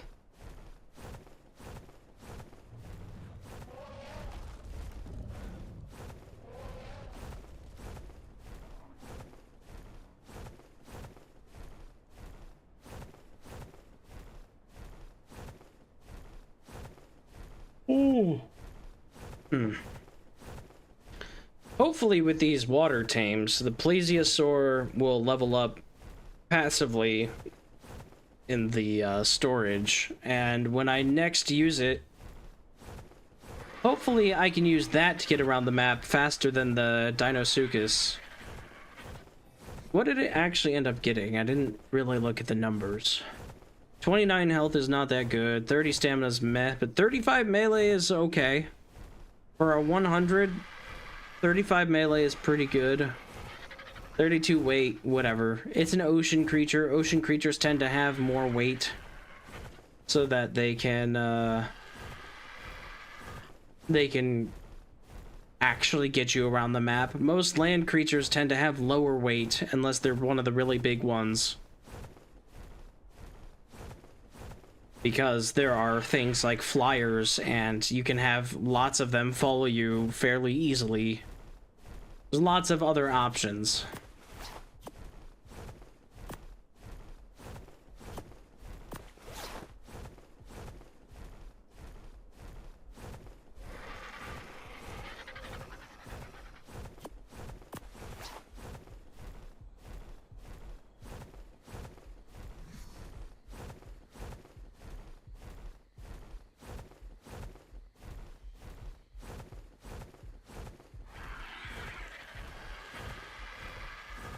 I love how the sound is desynced with the actual RG flying. It's like making the sound slightly faster than the wings are actually flapping.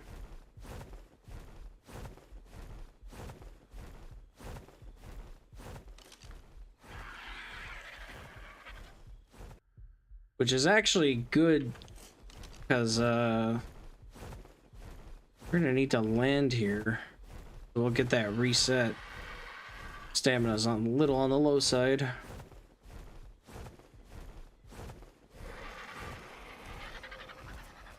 That. Okay, they're fighting a Ceratosaur, it looks like. That's what the cloud around it means.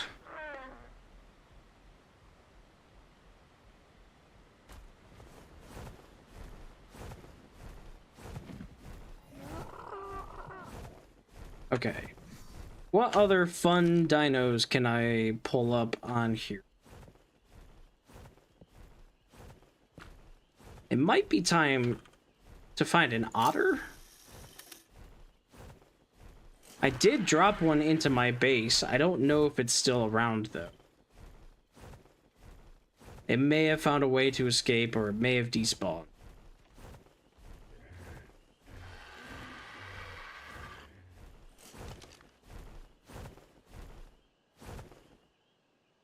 Hold on, what were those footsteps I just heard?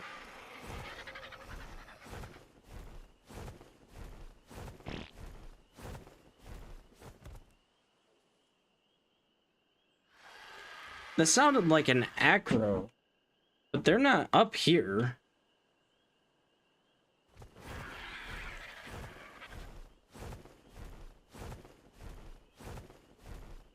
Maybe it was a theory?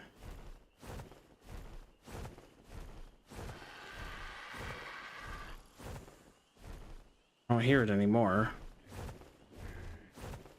Weird. Actually, it didn't sound like an acro. I think it was a acros have a slightly different sound. Trying to judge dinosaurs based off of hearing. Crazy.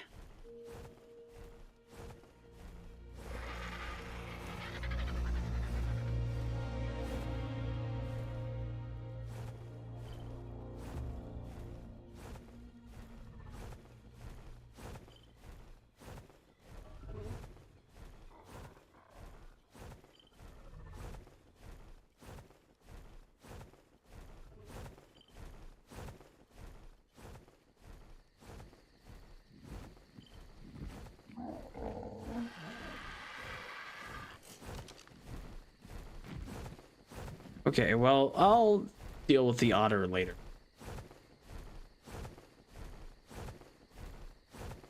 If there was one in my base, I'm sure it would point me towards it, so it must have escaped or something, or died. Got somewhere it shouldn't have gotten and ended up getting eaten. So I would think it would point me towards my base by now if it was still in there.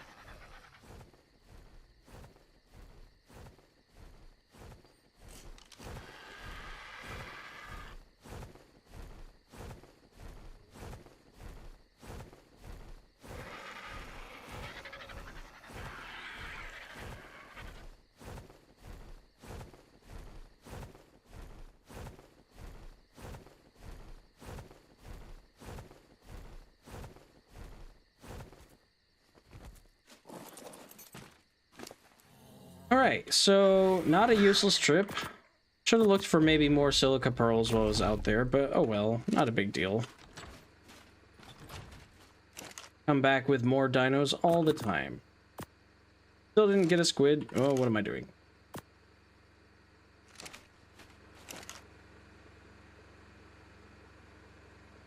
I just put silica pearls in the dino terminal. Die. What is going on with my brain?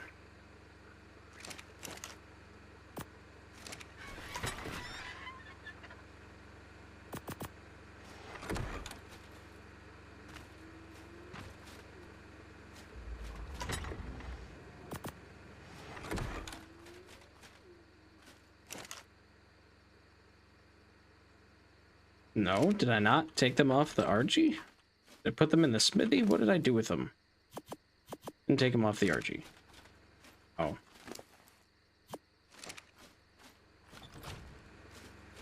Okie doke. What do we got? Oil. Still don't think this is quite enough. What do we got? 403? Actually, that is just barely enough. But, like I said, with the Basilosaur being in here, I think we'll be generating some oil now. We should be. Naturally, over time. Just like we make this algae over time.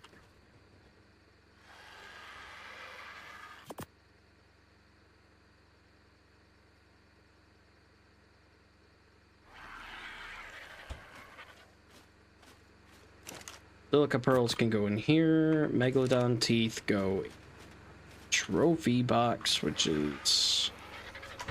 Oh, right now it's this terminal. Right, that's where I keep all my trophies. Angler gel is actually a fuel, so maybe I'll put that in here so that I can burn it. Though I'll probably need to get wood and make charcoal anyway, so probably not.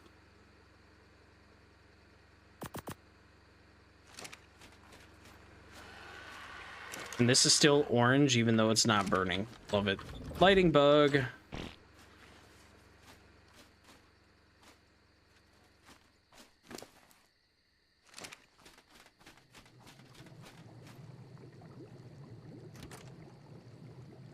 What's the range on that? Oh, you have to actually be like right next to that for that to want to sting you.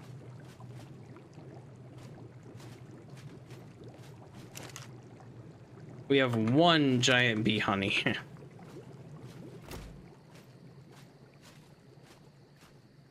It's not making that much, but hey, it is a start. And it'll last a day in the refrigerator. No, wait a minute. Yeah, no, a day. Ugh. A day and 8 hours. And by then, I should have way more honey and I can play the refresh timer game. Alright, well, I gotta get going. I've got plans tonight. Hopefully, I can get some editing done and get some vintage story stuff up on Monday. Hopefully, will be my next video. Though I am busy most of tomorrow, so that kind of sucks. But I'll try to get some editing done, get some stuff on YouTube, and when we get back here on Monday, hopefully I'll also be ready to go see if I can tame that high-level acro. And once I have a high-level acro, I can kind of sweep through any areas I need to farm materials. This one's fine, but I would like to get a higher-level one, because it'll make life even easier. This has like 300% melee. The one that we have on our server that was like max level when we tamed it has, I think, over 600% melee, so literally double damage. And like 20,000 health, not 4,000 health. So, anyway, we're going to call it there for today. Thanks everybody for stopping by and chatting as always, and I will see you next week. Bye-bye.